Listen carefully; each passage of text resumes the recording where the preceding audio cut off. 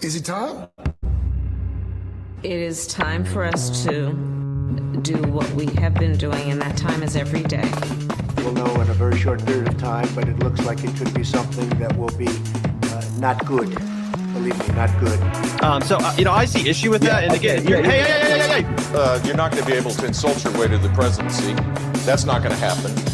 I don't know who created Pokemon Go, but I'm trying to figure out how we get them to have Pokemon go to the polls.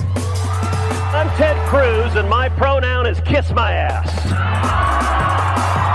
So when you think about it, there is great significance to the passage of time in terms of what we need to do to lay these wires, what we need to do to create these jobs.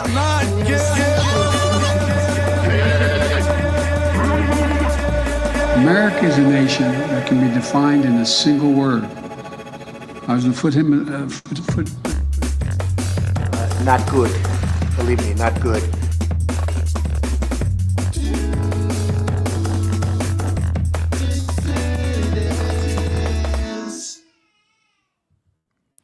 Hello, dissidents. Welcome, one and all, to a Tuesday matinee edition of the Do Dissidents podcast. My name is Keaton Weiss. Russell's getting set in with the headphones there. Just got to unmute your microphone. I got to adjust my volume a little bit. Hey, what's going on? What's going on? Can anybody hear my my 1 month old in the background? He's fussing. He's fussing. I'm not hearing him right now. Now he calmed down. I have my mic settings on near, so it shouldn't catch anything too far away. So it should be all right. Everyone thinks I hate your baby. What kind of monster do you think I am? Oh, yeah, well, that time, the reason they think... God damn it, I hate that baby. No, what it is, look, man, if we have our settings a little tweaked or a little off, you're gonna have in the comments when the video drops, there was a very annoying buzzing that was very terrible. It reminded me of the helicopters when I was in Nam, and it gave me PTSD. So I know, like, if you have something like that going on in the audio, you're going to get all that. No, I think the reason why you got some pushback on that is because you told me we can hear the baby, and then 3/4 of a second later you said it again. Like, how was I supposed to adjust in that period of time? You're like, I started talking again. I can hear the baby. All right, back to the. I can still hear the baby. Like, you gave me literally less than 1 second to do anything about it. Yeah, That's why I think people were a little bit like, "Whoa, relax a little bit." You know, listen, man. Because like it takes me about 3 or 4 seconds to adjust my mic setting. So I think that is an appropriate window of time if there's a problem with the sound. I mean, people ask me how I do all this traveling, and most of the money comes from selling babies. So I love babies. Yeah, that's like you order a pizza. I'll have 2 plain. I said I'll have 2 plain. If it's not there, a second later, I get 2 cheese. No, because I said 2 cheese. I read your body language that you had adjusted it. That was what it was. Oh, okay. Well, yeah, I did. I thought you had done it, and then it hadn't taken that. It wasn't working. I right? see. Yeah, exactly. That it had. That's what I thought. Right. That the whatever I did not do the trick. Exactly. I misread your body language. Yeah. There you go. This is actually a problem they have in spacewalks because your face swells up in space. And you don't realize how much of our communication is facial expressions, little tiny subtle facial expressions. Right. And you can't read the other person's face through the mask because of the swelling. You don't have those subtle little things. It actually causes problems when they have to like communicate without any audio. Ah, interesting. Hey, speaking of masks, my friend, my old roommate, when I first moved to Brooklyn, he was my roommate. He went to do that Sleep No More event in the city. I never. It's so funny, man. It's one of those things like you say you're going to do. It sounds like you would love it, and you don't do. Right? It's like an interactive David Lynch Kubrick movie. But the thing is, and this was before COVID, you have to be masked for some reason while you do it. That's part of the show or something. Yeah, I don't know what it's about. Yeah. But that's supposed to be great, and that's it's every Halloween time. So now, as the calendar turns to September, that is here in New York again. Oh, they brought it back? Yeah. So maybe you should do it this year. Yes. Yeah, And it'd be fun. we have an exciting Halloween announcement too. We just talked about this morning. Oh, that's right. Yeah. All right. Go ahead. So I created, because I hated doing ghost tours when I was a tour guide, because I'm too honest. I'm going to let you in on something that's going to ruin ghost tours for you forever, if you haven't already heard this spiel. The only difference between most ghost tours and a history tour is you add ghost to a history tour. So if it were a history tour, you would just say, and after 2 weeks, Alexander Hamilton died in this townhouse. To make it a ghost tour, you just keep going. After 2 weeks, And there were people strange in the noises. neighborhood say they see a man in 18th century dress in the window. That's what most ghost tours are. Yeah. Now, if you're taking it in a place like New Orleans that has rich lore, okay, well, even if you don't believe the ghost, the lore is a legit part of the culture. So you can say, right. but in New York, we don't have that rich ghost lore, right? So you're mostly just hearing history tours with a lot of bullshit layered onto it. But I did like the underlying tales of the macabre, which usually were true crime that were actually true. There were elements like that. So I said, you know what, man, why don't I create my own alternative non-ghost Halloween time tour, and it'll be weird New York, and you'll just cover like bizarre things. So I created a tour where I take you to like the Weather Underground building that blew up in 1970 because they messed up their bomb making. I take you to where the CIA used to have an MK Ultra safe house. And I take you to some places that do have tales of murder, but things that are a little more interesting and a little less well known. So I'm going to do it for 2 nights, and we're going to stream it one night for our patrons. If you haven't become a patron, that's one more reason to do it. And I am going to do it live 2 nights, 30-person limit. So it'll be 60-person total. I got to set up the ticketing link. I'll probably drop that on Sunday. Yeah. So those will go on sale on Sunday for New York area people. And then everybody else, if you become a patron, we will live stream. It's going to be a Friday and a Saturday, so we'll likely live stream the Saturday night. Yeah, I think it's like the 25th and 26th, the Friday and Saturday before Halloween. There you go. That'll be fun. Looking forward to that. That's a cool idea. I dig that idea. Folks, we got a lot to get to, so we are going to jump right in. We got 834 in the YouTube chat, 673 on Rumble. Nice crowd to start the festivities here. Please smash that like button, smash that follow button on Rumble, smash that subscribe button over on YouTube, and share this stream. If you could tweet this stream out, that'd be amazing, because one of the things that Rumble Studio is having trouble doing is syncing to Twitter. And part of how we bring in audience throughout the show is we usually live stream to Twitter just so people know we're here. But until they get that technical difficulty worked out, we're not going to have a Twitter presence. So retweet this, will you? Tweet this out. Say, hey, everybody, stop what you're doing and come hang out with the cool kids at the Do Dissidents podcast. So please and thank you. Thank you all very much for being here. All right, we will jump right in. Labor Day, folks, was yesterday, which means for most of America, the less psychotic cohort of the American public, campaign season has just launched. Don't forget, normal people don't eat, sleep, and breathe this. Normal people start following this around this time, post-Labor Day, when there's that fall chill just starts creeping into the air, a lovely time of year. And so we're going to take a look at a polling snapshot here just post-Labor Day. Go ahead. It is very strange. It's like nature just flipped a switch as soon as Labor Day was over. Yeah, like it's chilly in my house. It was hoodie weather this morning. I love it. I got a new hoodie this year. I'm very excited. It's like a teal hoodie with a New York State hoodie. New York established, whatever it is, 1788. I love it. It's very comfortable. I like it. I'm excited about it. It's a wonderful time of year. But this is the time of year when most people start paying close attention to who the next president's going to be. And so Politico did this write-up where the race between Trump and Harris stands on Labor Day, according to our polling experts. So this aggregates some data as well, and then we'll nerd out a little bit. I won't torture you guys too much, but I do have that Steve Kornacki streak in me where I can do that, so I'll do it a little bit today.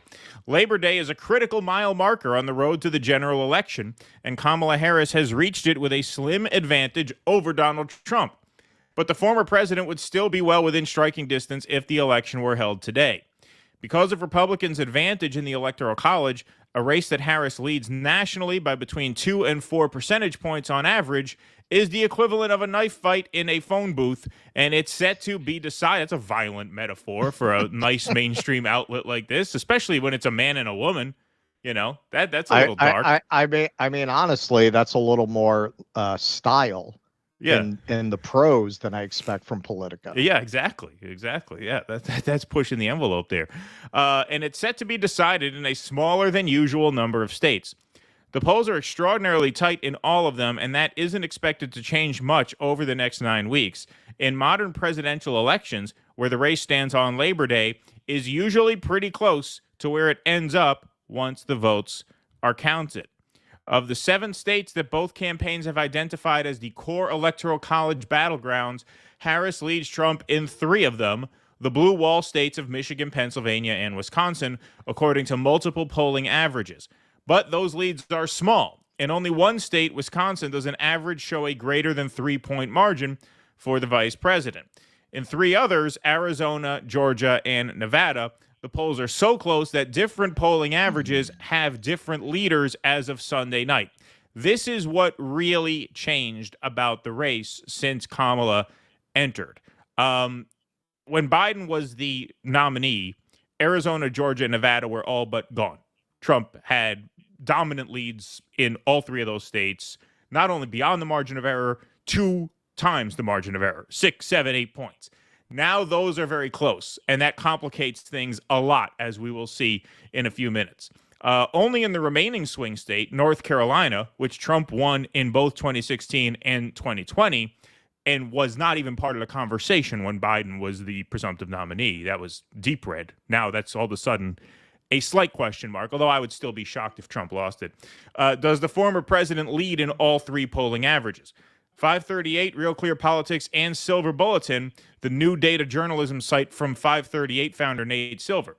But that lead is only around 1 point.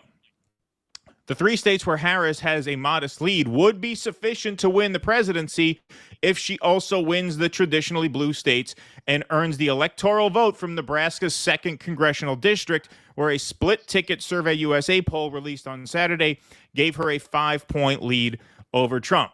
In short, Harris is narrowly ahead in the Rust Belt, which would be enough to win, but Trump is breathing down her neck. And those are also the states where the polling has been least accurate and specifically underestimated Trump in the past 2 elections. Former Secretary of State Hillary Clinton led Trump in all 3 states in 2016, only to lose them.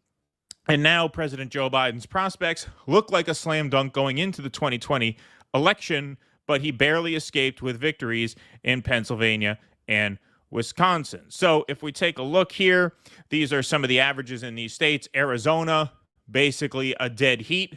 Harris plus 0.2, Trump plus 0.5, Trump plus 0.5. That's all within a point. That's a statistical tie. Georgia, pretty much the same thing. An average Harris margin of probably 0.5 when you add all those together. Harris plus 0.4, Trump 0.2, Harris 1.1. That's a statistical tie. Michigan, Kamala, very slightly ahead, but inside the margin of error. Nevada, Kamala, very slightly ahead, but basically a statistical tie there since none of those leads are outside 1 point. North Carolina, surprisingly close since this was in the bag for Trump when Biden was the presumptive candidate. That looks like a statistical tie at the moment, although I can't imagine that breaks away from Trump. He won it twice before. Pennsylvania, same thing, very small lead for Kamala. And Wisconsin, like the article says, that's the only state where she has, a noticeable lead that hovers the margin of error. So extremely, extremely close. And I've noticed some people sharing this around on X, thinking this means something it doesn't.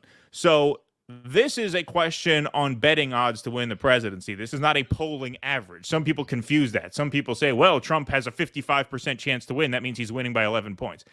No, that means that when these bettors aggregate 100 simulations of Election Day, Trump wins 55 of them, Kamala wins 44 of them. That is basically a coin toss. Anything inside 60-40 is a coin toss because we're not simulating the election 100 times. We're going to do it for real once, and that's it. Now, the reason why this is so close at such a late point in time is because of this. All right, so now I'm going to do my little...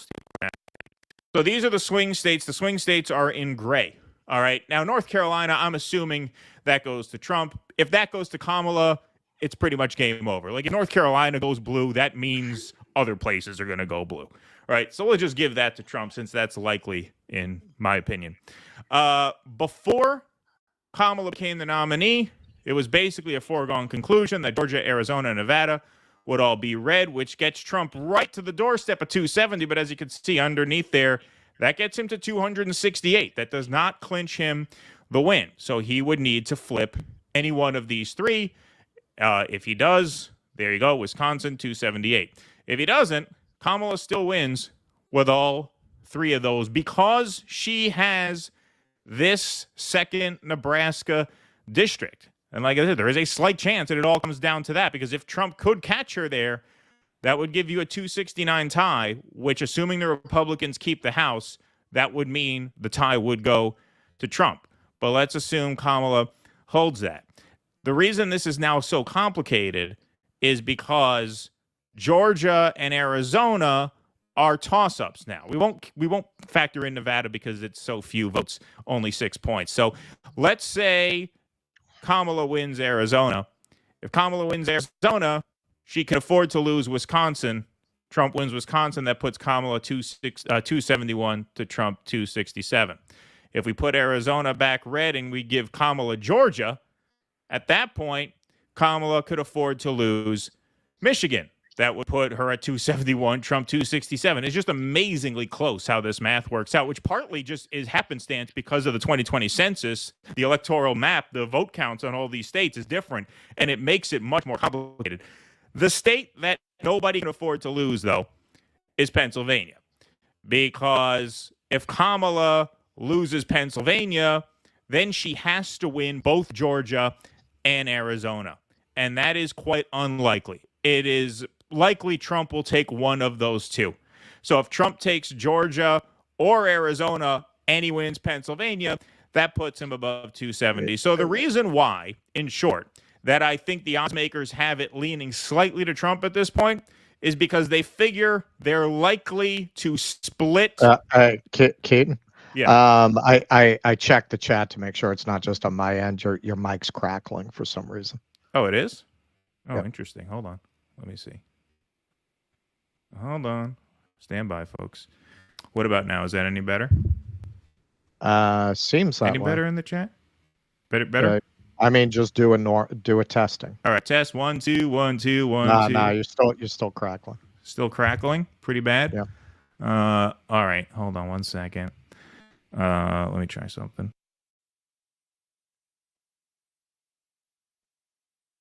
You're just too good to be true. Can't take my eyes. Just doing a little lounge singing there. All right, let's try one more thing here. Hopefully they don't copyright flag us as fucking Yeah. Let's see. How do I sound, folks? Do it again. 1 2 1 2 1 2. Better than cackling. Better. Nope. Why is Hang on. I think so. Say testing. Testing. 1 2 1 2. Let me just. I think it's gone now. Is it Didn't gone? get it Hold there. on. Let me. I see. think so. Well, it's not coming through on our end. It would come through on the stream. Let me see. Now it just came back. Let me see here. Yeah, there's something going on over there, man.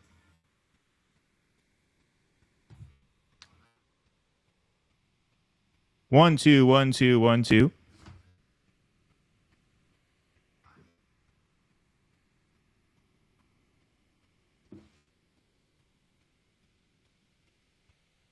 On the YouTube side, it seems fine to me. I don't know if it's on Rumble only. On the YouTube side, it seems okay. Now I'm saying it's okay. I mean, I'm watching it through StreamYard. Okay. Says no bueno, but that seems to be on Rumble. Let me see. Hold on 1 second. Sorry, folks. I don't think it's a Rumble thing, because why would I be hearing it? I'm watching it from the source. Oh, but are you hearing it now? Are you hearing a cackle? Not right at this moment. All right, hold on. Let me see something. Let's see. 1, 2, 1, 2, 1, 2. Now it seems to have stopped. 1, 2. I mean, the best way to test it, because I haven't actually heard your singing voice. You can sing a little Werewolves of London. Yeah. Which that's another I don't treat hear it now. we plan on dropping for Halloween. Now I think it's stopped. I don't hear it. Yeah, I don't see it now. Let me see. Here, I'll see. If it's a little crackle, that could be the app. No, now I think it's stopped. It seems like it's stopped. Okay. All right, cool. All right, I'll wrap this up anyway. Okay. Sorry, folks, about that. Apologize. It's back, by the way. What's that? It's back, by the way. It is? 1, 2. Yeah. But is it like it's popping or like a constant crackling? No, it's popping. It's popping. All right. So here, I'll turn my setting down. Let's see. Now I have it on auto. How does that sound? Maybe better. I don't know. Right. Let's finish the segment, and I'll let you know when you're done. I'll finish the segment, and then I'll readjust. Yeah. Okay. Okay, so basically, Trump is favored to win either Georgia or Arizona. And so in order for Kamala to win without Pennsylvania, she would need both Georgia and Arizona. And that's very unlikely to happen. So if you figure they're likely to split these two states, then at that point, if Trump has a 50-50 chance in Pennsylvania, when you add all that together, that gives you a slightly better than 50-50 chance that Trump takes it. But it is extremely close. And the fact that this is extremely close, I mean, I've been on this beat for a while. That is an indictment of the Trump campaign. I mean, this should be nowhere near a close race, not even close to a close race. I think when the candidate switched from Biden to Kamala, they assumed that they had to hit Kamala in a way that they didn't hit Biden, which they did not. They did not. All they had to do, they had to run the exact same race. All they had to do was stay on message, and they seem to have blinked a little bit. And now, because the media has propped Kamala up so much, and you're in now a 60-day dash, anything can happen. This is probably the closest election coming down the stretch since the George Bush elections, probably since 2004. That was decided by one state, Ohio. The previous election, obviously Florida, we all know. Very, very close, down to the wire, and that seems to be this as well. Yeah, this is like if you ever see those videos of bum fights, this is pretty much what this is. It's two pathetic losers fighting for a prize.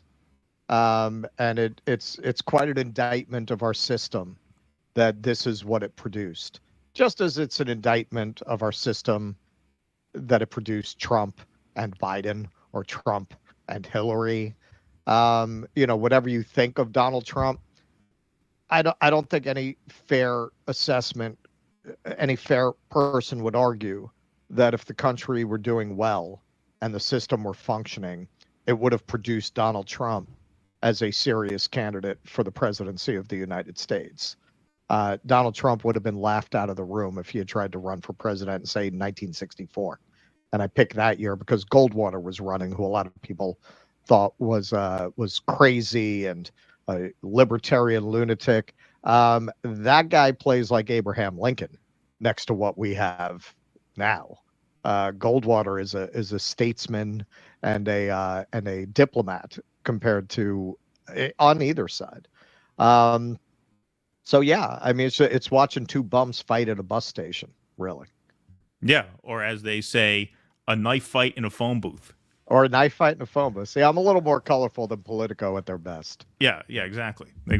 But I mean, look, this is going to be an extremely close race. It's going to be extremely close on election night. I think it's going to go all night. I don't think we're going to know a winner until at least the wee hours in the morning, if not a few days later. And, there are a lot of people who say that the polls are fake. I don't buy that the polls are fake. To me, it makes sense. To me, it makes sense that the race tightens. I knew the race would tighten as soon as they switched, from Biden to Kamala, and the MAGA chuds started with the DEI and the whore and the this and the that.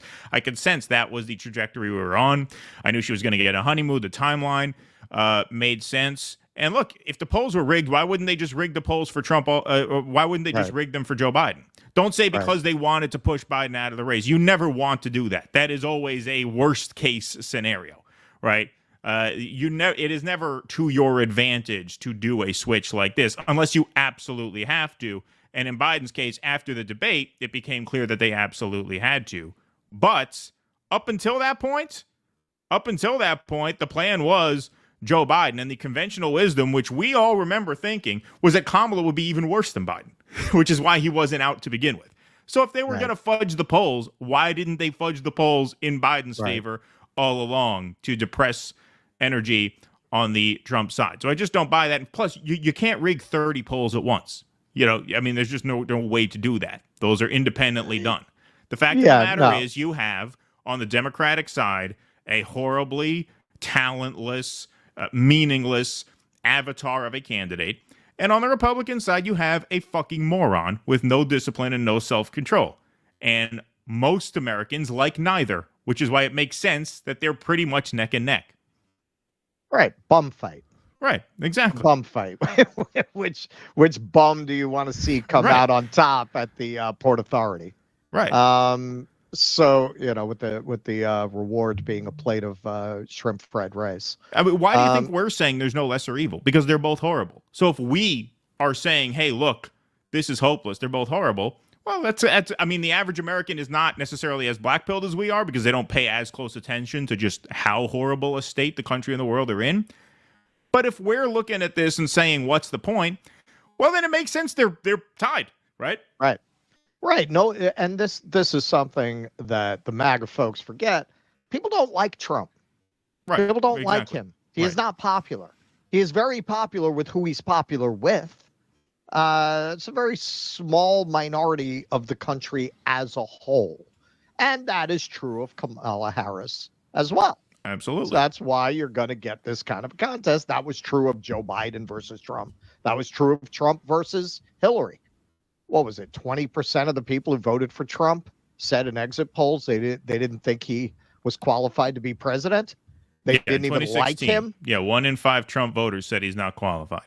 Yeah, and a sizable percentage, I don't remember exactly the percentage, said they did not like him. That they did not like him. He wasn't even liked when he won. So Kamala, as you've pointed out, they looked at polls that showed that a generic Democrat would beat Trump, and they're trying their best to make her an avatar. Exactly. To make her just a Democrat, not Kamala Harris, just a Democrat. And I got to say, as you want to talk about lack of discipline, because I wasn't paying very much attention to it, but I've gotten a little more into the Tim Walz, Joe Biden, Baron Munchausen bullshit. Wow, man! I mean, that guy is really he's very Biden-esque. Yeah, he lied about going to Afghanistan. Yeah, and the Trump team can't destroy this guy. They should be able to destroy him. He's very much like Biden. He just lies about things that are easily disproven. Well, that video that I think you're referencing of him saying when I was in Afghanistan, I think what they're saying is that he meant that video was taken just after he had done some trip there or something, or that's what he was referencing, and not a tour of duty in Afghanistan, which this is what I mean. On Twitter, you have to be careful because, generally speaking, when a clip is like 15 seconds or less, I wonder what the context is. But that example aside, he's definitely played up that he's a veteran of war when he, of course, is not, irrespective of that specific example. He lied about his rank. He lied about his origin story of how he got into politics. Like, he's very much like Biden. He lies about shit. That's what always amazes me with these public figures. You think they're never going to run that down? Right. Really? They're never. No reporter is ever going to dig into that. That's like who was it who got busted claiming he landed under fire in the helicopter? Oh yeah, Brian Williams. Like, you're a reporter. You know how this works. Right. You don't think anyone's ever going to put this together? Yeah. Yeah, no, look, it is going to be tight race down to the wire. This is as close as a presidential election has been probably since 2004. Pretty remarkable stuff. All right, let's take some super chats and some Rumble rants. How's my sound, everybody? Now How's your everybody sound sound? cleared up. Now it cleared up. There we go. All right, cool. All right. JM, thanks for the $2 and the thumbs up. Appreciate that. Eric Rousseau says you need a 360 VR video camera. Oh, yeah? You want us to do a virtual reality video camera? Yeah, we can do that. I'll check this cable. Unfortunately, I only have one. I might have a backup, but I don't know where it is. Yeah, here's a backup. But the thing is, what I really don't want to do is have to sign out of StreamYard and sign back in because that'll fuck up all the exhibits. So we'll see. Seems to be all right. I don't think people are minding it at the moment. Kinky, thanks for the $5. Russ, I'll be in NYC in the next few weeks. What is the best pizza place you mentioned? Also, will Keaton be attending the anti-war rally in Kingston, New York? When is there a rally in Kingston? I would love to go to that. That's not that far from me. I will look that up. But yeah, the best pizza that Russ recommends, and I second, is the Bleecker Street Pizza. Go ahead, Russ. Is specifically the Nona Slice. Go to There you Bleecker go. Street Pizza, get the Nona Slice. It's based on the owner's grandmother's recipe from Tuscany. So it's like a fusion of a New York crust, but a great version of that crust with an Italian slice on top. Homemade, garlicky marinara, homemade mozzarella, olive oil, basil. Perfect slice of pizza. Yes. And I'll tell you what, if you're in that neighborhood, just 3 blocks from there is Rocco's, which has the best cannoli in New York. Goes perfectly with the pizza. Rocco's is good. I loved Bruno's too. Bruno's had a good cannoli, but they're gone now. I never ate there. Yeah, that was Bruno's was a very good cannoli, but they were on LaGuardia Place, but now they're gone. That place closed up. They have only their Staten Island location remains. Okay. Let's see here. Let's go. RB Ham. Hey, RB, how are you? Hi, guys. Just got back from the lake. Was unplugged for a few days, but I'm back at it. Interviewing Richard Gage about 9/11 Truth tomorrow. Oh, beautiful. And Sabby this Friday on Beyond the Pale. Beautiful. Well, congratulations on those 2 gets, RB. That's pretty good stuff. Bonzo Beans alerted me to the mic issues. That's old. I'm hoping we're good. Seems like everybody's saying it's good. But I will retire this cable just in case after the show because I got a backup. Somebody here says, and I don't know, but somebody says I'm crackling. If I'm crackling, then it could be the StreamYard. system. Then it's the system. It could be StreamYard. If That it is happens possible. with both of us, it's not both of our cables. Yeah, it could be a StreamYard issue. I'll mention that to StreamYard after the show. They let you take a survey after every show and tell them how they're doing. They just did a system update on StreamYard, so that could be it too. They just updated the system on StreamYard to allow us to orient ourselves like this. Hey folks, let's do a poll. Do you like the way we look now, or would you rather we do the show like this? This was the brilliant update that StreamYard made. Hey, you could change the shape of your camera to look like you're in 2 adjacent cabins on a boat. And you're looking out the window doing the podcast. The tiny ship was tossed. So that could be it. Sometimes when they update the system, there's some bugs that they have to work out. Yeah, So this is one. I don't know if that person is right because other and people there's are this saying too. This is an saying update? I sound fine. This is an improvement. Yeah, like why would anyone want that? Why would anyone want to do a show like this? This is the story of a lovely lady. Yeah, exactly. But anyway, that could be it. Dan Richmond. Hey, Dan, we're about to do your ad read after the next segment, so stick around for it. But thanks for the $5. Huge anti-incumbency sentiment. 2/3 of voters think country's going in the wrong direction. Cop Mala is cooked and DNC knows it. The 30-day Dem infomercial is all to get money flowing. You could very well be right. I mean, you've mentioned that before when you called in. I don't think you're necessarily wrong about that. I think that's what keeps Trump in the game and probably the slight favorite at this point. I mean, that could absolutely win the day. I don't doubt that.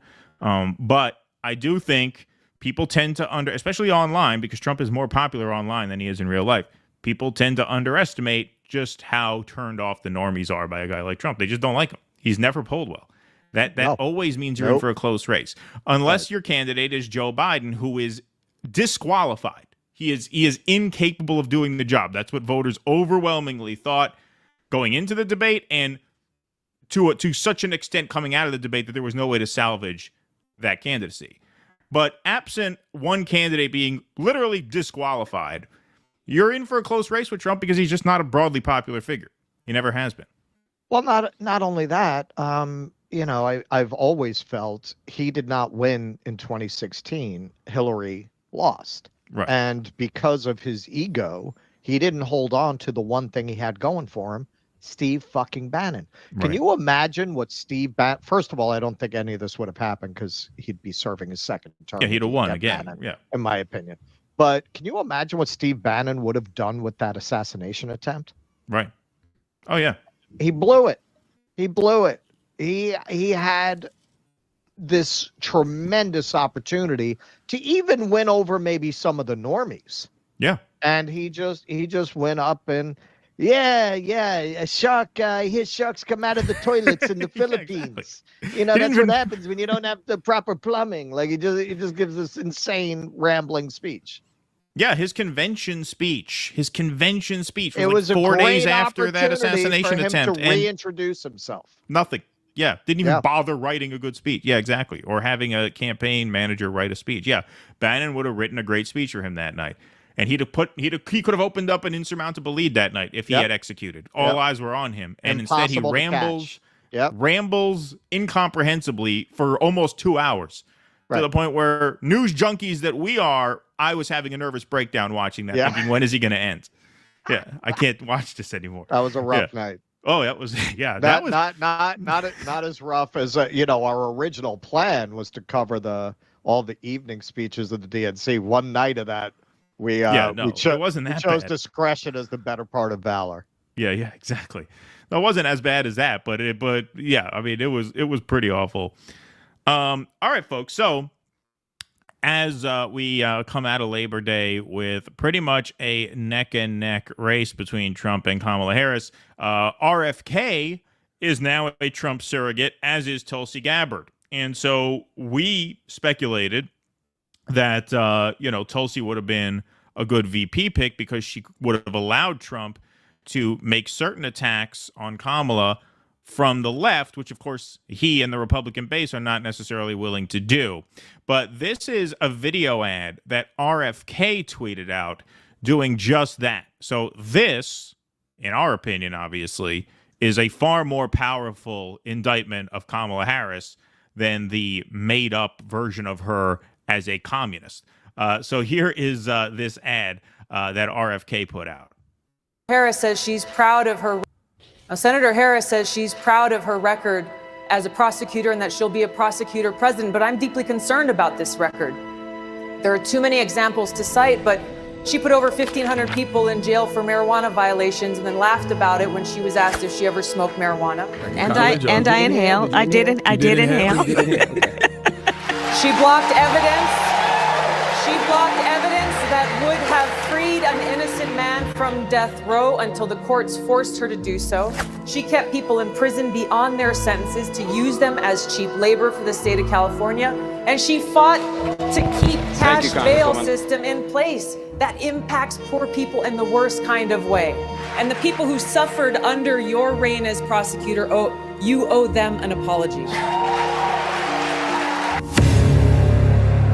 There you go. Maha, bitches. That is a powerful ad. Yep. That is and I don't think it's just because, we are, a hardcore anti-American communist. I think that really plays to a certain cohort of disillusioned Americans. Is that designed for the wealthy suburban normies? No. But people like Russell interviewed the ex-cons for Trump activists. Jimmy did a segment on that with Chris Hedges. We just put that clip up this morning on our channel. You can watch that if you haven't yet. Like, that hits hard at a cohort that doesn't typically vote. Just disillusioned group of Americans who thinks that, all these people are just full of shit. That makes certain points that we never hear made. Because the duopoly is all about being tough on crime, and Trump takes it to cartoonish extremes. And part of the efficacy of having RFK and Tulsi as surrogates is Trump gets to have it both ways, because RFK can put out ads like that, and Trump can tweet out shit like This is literally what Trump has tweeted out. No one is safe with Kamala's open border. This is an official Trump, print ad. This one, it's like the poster for a Halloween reboot. Yeah, exactly, like a movie poster. This one here, meet your new neighbors if Kamala wins. And of course, obviously, the Black Lives Matter riots and stuff with Tim Walz being governor of Minnesota, they're going to go here. So this allowed Trump, it keeps Trump in his lane doing what he wants.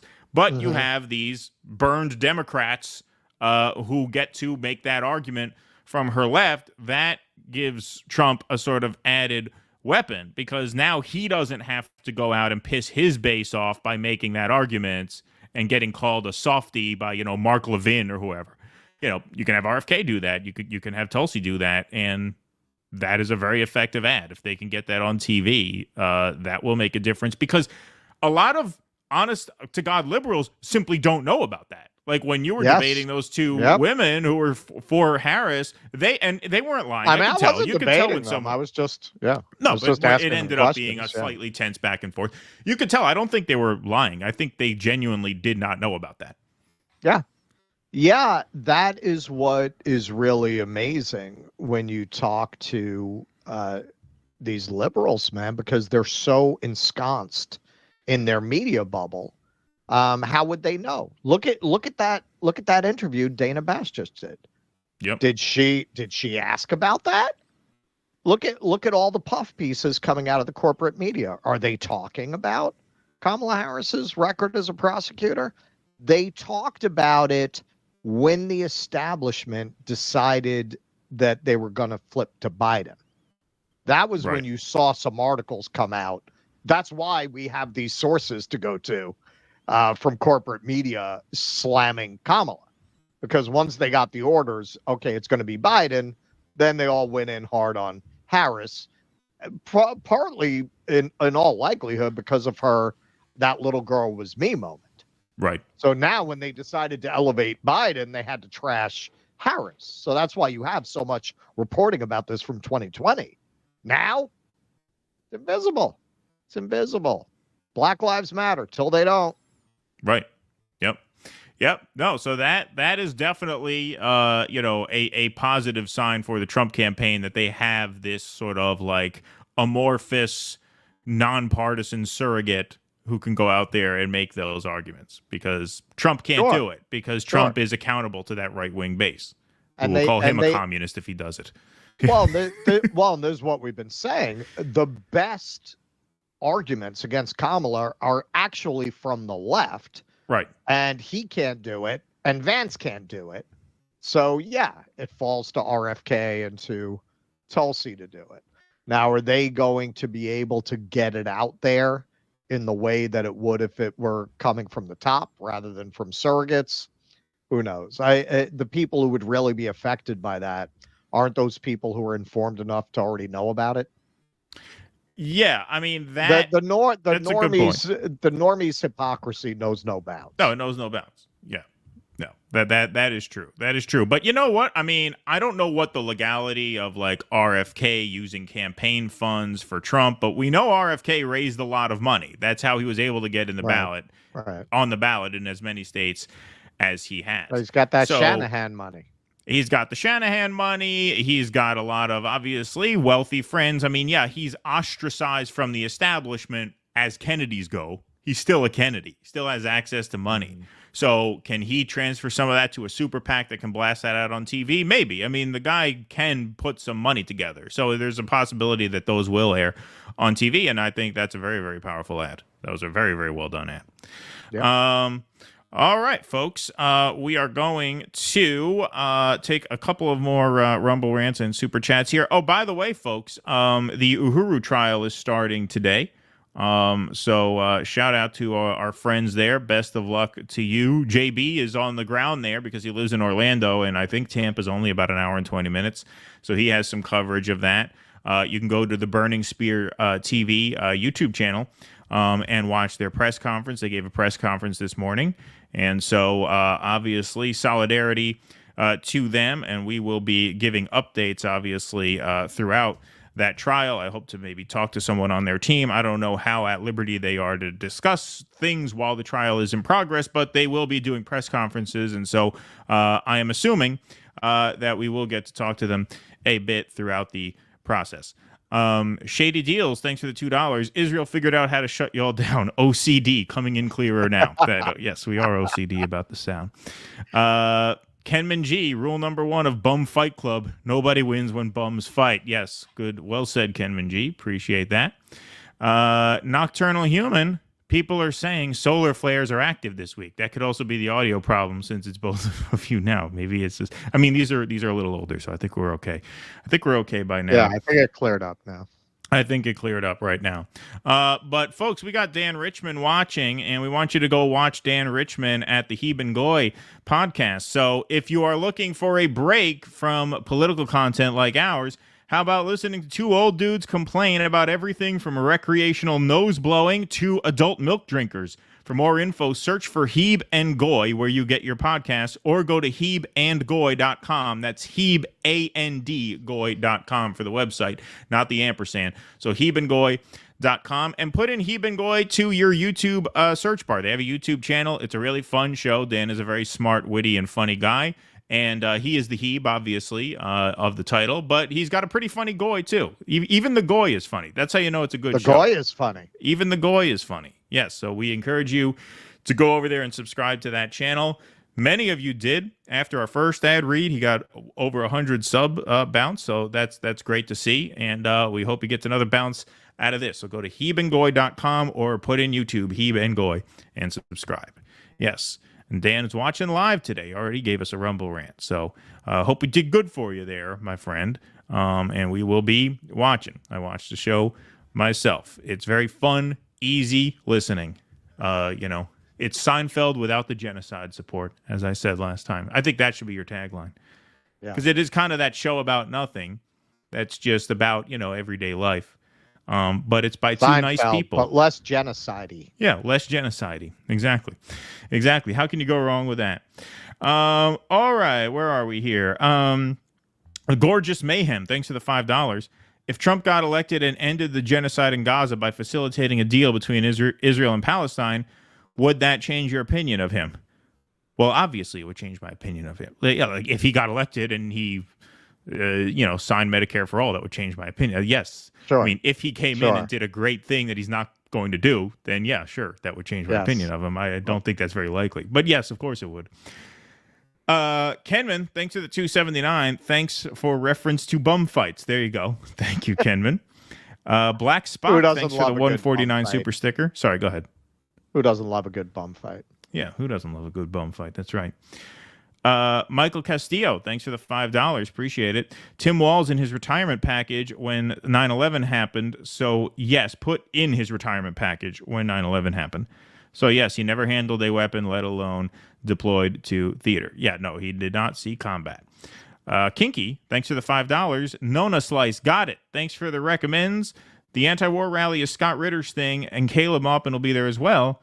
There's many in the New York area. Okay, I got to figure out a date on that. Oh, yeah? I would love to try and make that. Yeah, that's not far from me. I could swing that. That is not far from me at all. Kingston's like a little under an hour. So that would be great. I would love to go. Thank you for the heads up on that, Kinky. I will look that up immediately after the show to see the details. All right, let's keep going here.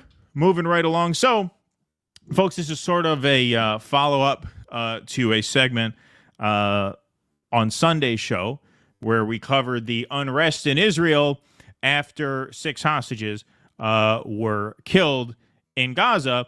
Israelis were staging a general strike to protest Netanyahu's continuation of the war policy, which Israelis now blame for the death of hostages, since multiple hostage exchanges, full hostage exchanges, have been proposed and rejected, and now the Israeli population is onto the fact that Netanyahu is the one stymieing them. So they staged a general strike, nationwide strike underway. This was tweeted out yesterday morning, 9:27 Eastern time here in the U.S. Nationwide strike underway in Israel, demanding Premier Netanyahu reach immediate ceasefire prisoner hostage swap deal with Palestinian group Hamas. Shops and businesses are closed due to the general strike. So it was fairly widespread while it lasted. Keyword there, while it lasted. So here are some images of Israel during the general strike. We're not going to play the music because it might be copyrighted. That's reason number one. Reason number two, I think this music fits pretty well.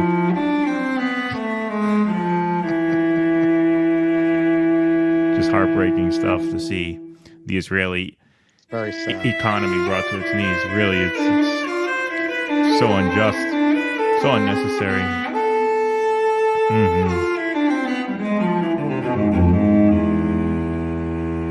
you are. So, there you go for that. The Israeli court, though, ordered an end of nationwide strike called over handling of hostage talk. So this was a very, very short-lived strike.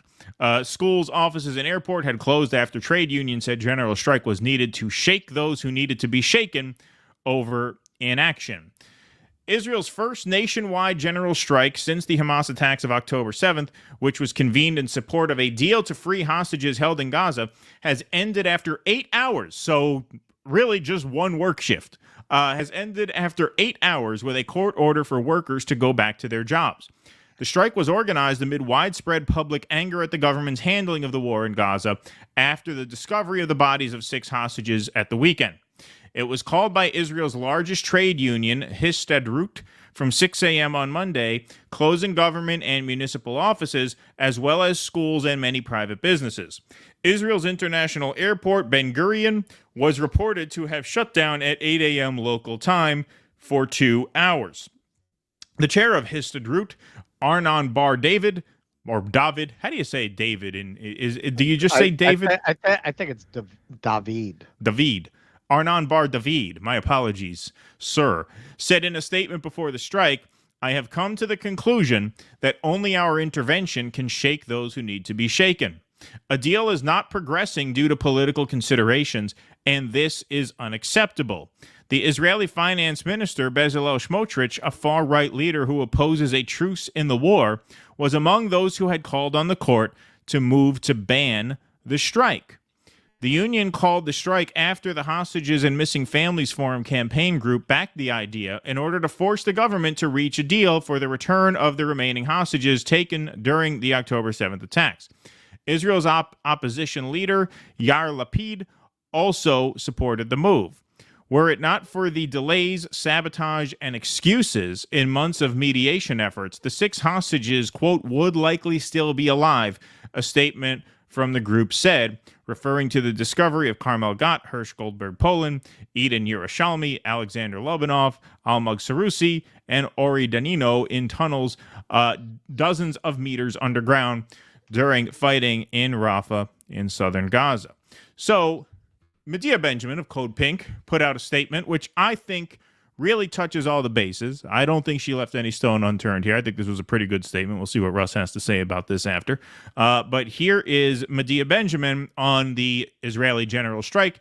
Now, keep in mind, this was put out before it was disbanded. So this is not in response to it being crushed.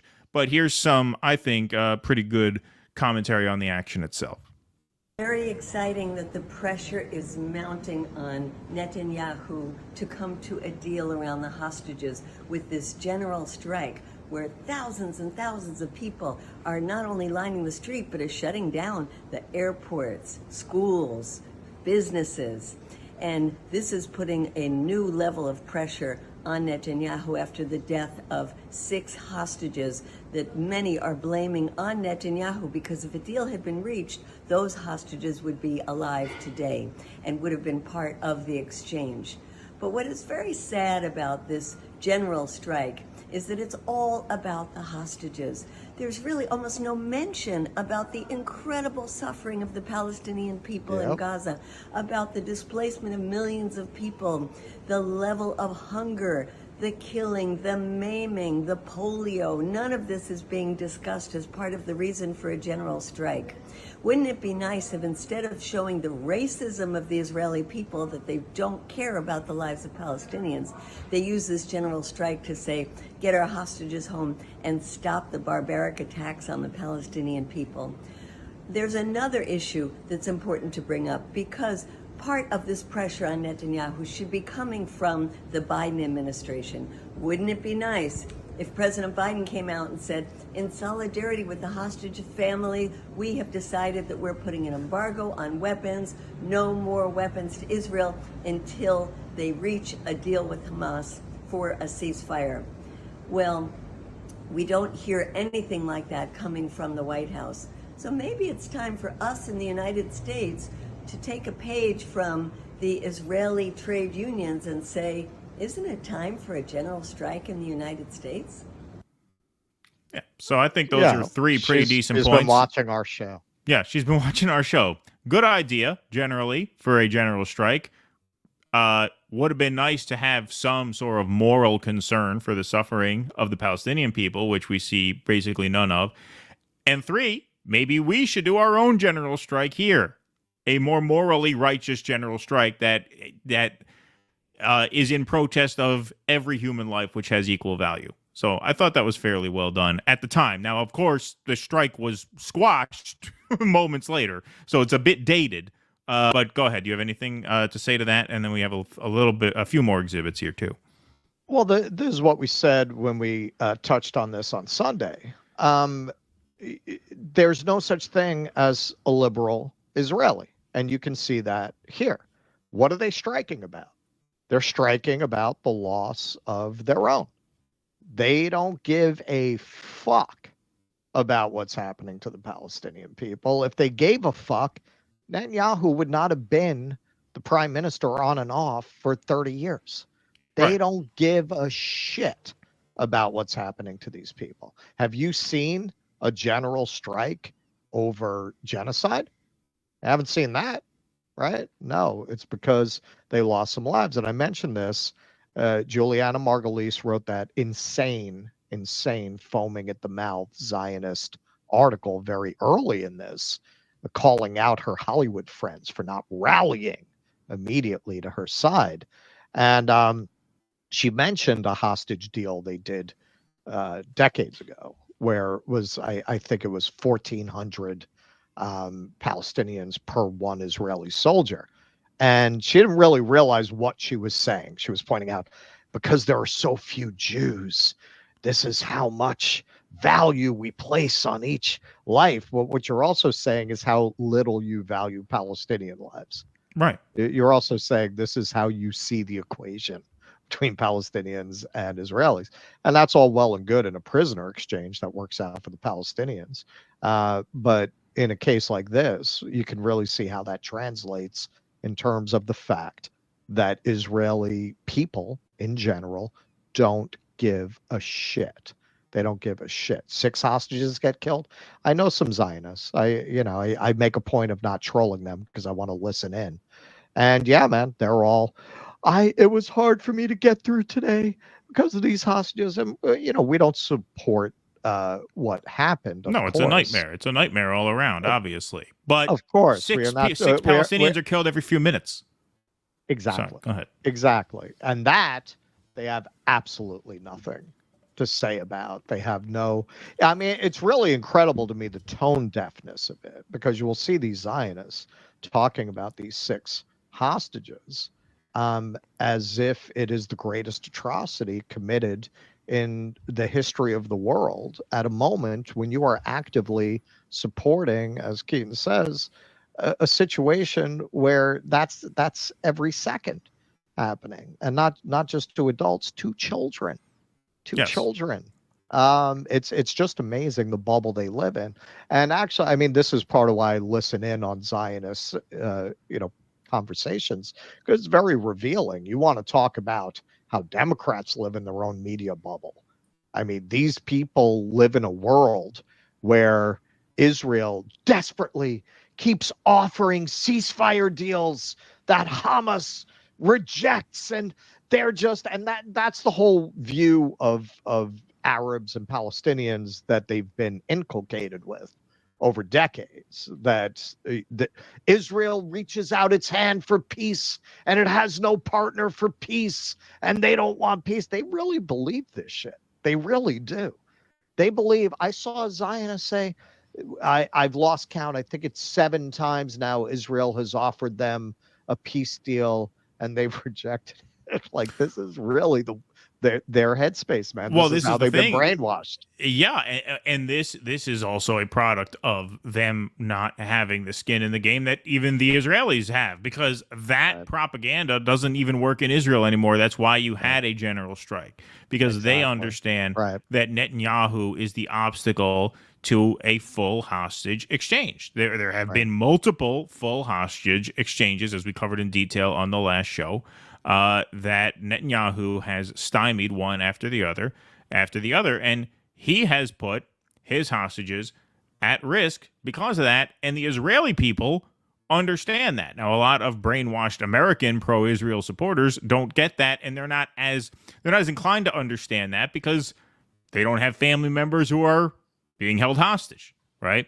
But as for this general strike, I want to go to some reporting here from Dimi Raidir, who is one of the founders of that Israeli magazine, the good one that did the study on the Lavender AI. These are some of the only Israelis who actually, care about the people in Gaza. So he did some reporting about this. Rolling News. So this was as the strike was happening. General strike kicks off with a proper day of rage in Israel. Thousands in the streets already. Rana Junction, a medium-sized nondescript suburban interchange, is blocked by over 1,000 people, with police threatening to ride them down with horses. Takeoffs resume at Ben Gurion Airport after a mere 2-hour strike action there. Does not bode well for the general strike lasting beyond this evening. General strike then to end at 6 p.m. Not great. Israel's labor tribunal ordered the unions to end the strike in 15 minutes from now, 2:30 p.m. local, as it found there was no labor-related or economy-related motivation for the strike as required by law. The unions accept the ruling, so they folded. They folded fairly quickly. People seem to be getting the wrong impression here. They appear to think that there was a massive bottom-up workers' protest movement that blossomed into a general strike and a wave of national protests and meekly went home after a labor tribunal ruling. Neither happened. First off, there is a mass grassroots protest movement in Israel, newly outraged by Netanyahu dismissing hostage lives and 6 hostages getting murdered within a few hours of each other. The Trade Union Federation is not a part of this movement, despite membership overlaps. The Federation is a closed-shop machine that, alongside from wheeling and dealing internally, operates top-down when facing out. In other words, the chairman calls the shots. On this occasion, the chairman, Amon Bar David, a non-militant and pretty pro-government guy, was lobbied by former and possibly future Prime Minister Yair Lapid, leader of the far milder and lamer parliamentary opposition. Lamer as compared to the grassroots protesters, which he cited. In other words, one powerful moderate lobbied another powerful moderate to take a radical step to shut down the country, which he did moderately. However, this did allow a huge surge in protest action during daytime because people with families to feed and jobs to lose could finally come out, and contributed to the momentum of the immense demos we saw on Sunday. Then the strike was snuffed out because the chairman is hedging his bets. If the strike continued, Netanyahu would have fallen. If it revives, he might fall yet. But the protest movement, the people throwing themselves under the police horses to force a ceasefire, is on the streets again en masse. Don't confuse the two. So he's basically saying that the strike action was organized by a different cohort than the people out in the streets protesting. And so even though the strike has been crushed, the people are still out protesting Netanyahu. The strike and the protests were different actions. And he argues that basically the strike was pretty meek and pretty symbolic, done as a political favor to the opposition leader that has nothing to do really with the people in the streets protesting for a ceasefire deal to get the hostages back. So overall, that strike was pretty weak and snuffed out pretty easily, but people are still protesting Netanyahu, so his political problems are not over just because the strike was shut down. Yeah, I mean, the sense I get from what we know is he's not going anywhere. This is just going to continue for as long as he wants it to continue. Of course. Yeah. Yep. I mean, there's nothing that could stop that except us, right? If we stop that, if we stopped giving them weapons, then their fighting would stop, and then there would be the kind of political reckoning that most Israelis want. Now, you could say they want it for selfish reasons. Whatever gets a ceasefire done at this point, a save life is a save life. However, this has to happen. So it's really in our hands. There's obviously the political will in Israel to bounce Netanyahu if we stopped funding the war. Now, to what extent that would pave the way for any long-term solution, that's down the road. An arms embargo, a ceasefire, Netanyahu would be in a lot of political danger if we did that, but we're not going to do that. Biden is not going to do that. Kamala Harris has said in her interview she's not going to do that. Obviously, Donald Trump is not going to do that. And so whatever the political will of Israelis are vis-a-vis Netanyahu, that only matters if we allow it to matter.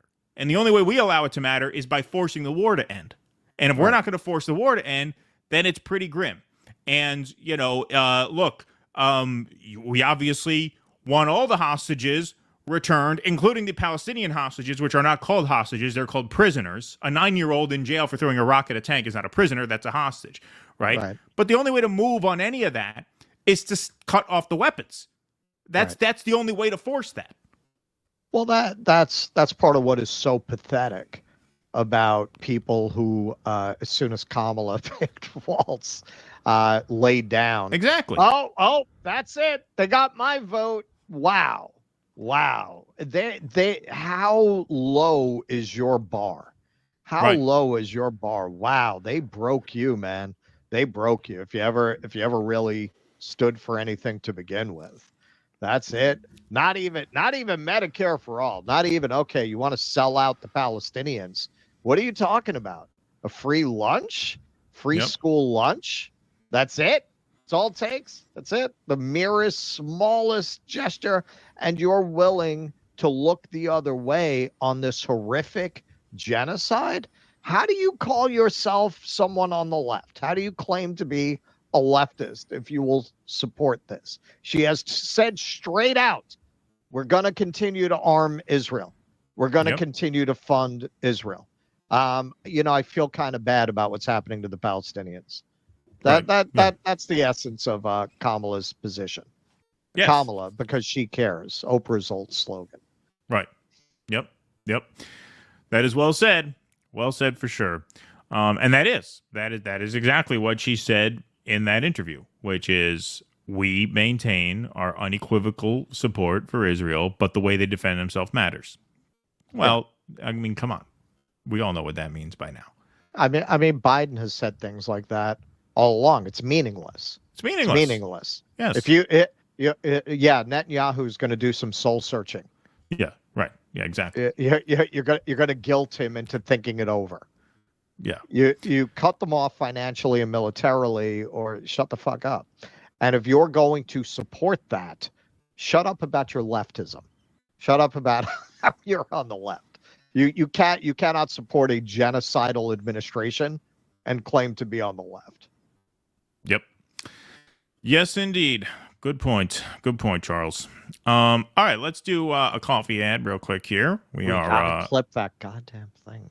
Oh yeah, that's right. All right, we're gonna try and move some coffee for our friends at Rumble here. So, folks, if you enjoy the free speech that Rumble is protecting and fighting for, you should know that our show on Rumble is only possible thanks to our viewers supporting Rumble's platform by chipping in and purchasing some of Rumble's products. So most of you drink coffee every day. That's why you got to try Rumble's $17.75 coffee. Great quality coffee that's the same price as the coffee you buy now, only way better And they come in 16-ounce bags. You notice most coffees are sold in the 10-ounce bags. These come in 16-ounce bags. So you're actually getting a lot more coffee for the price. Rumble's $17.75 coffee is free from chemicals and rich in flavor. This is because their beans are sourced from high-altitude farms in Bolivia, hand-picked, roasted weekly at their facility in Miami, and delivered fresh to your doorstep. And as believers in freedom, buying from Rumble helps fight back against corporations like Starbucks and Dunkin' Donuts, both evil in their own right. Starbucks for supporting the genocide and Dunkin' Donuts for opposing free speech on platforms like Rumble. So join the coffee revolution and brew rebellion with Rumble 1775 coffee. Go to 1775coffee.com, use coupon code STUDIO, and get a free month supply of their cognitive boosting supplement Limitless when you buy 2 bags of their coffee. That's a crazy deal, and the supplement is usually worth more than the 2 bags of the coffee. So you're getting a lot for a little there, and the coffee, like I said, comes in 1-pound bags, not those 10-ounce bags that you get at woke grocery stores like ShopRite and Walmart. So go to 1775coffee.com and give it a try. That Dunkin' Donuts coffee gives me the squirts. Yeah, exactly, yeah.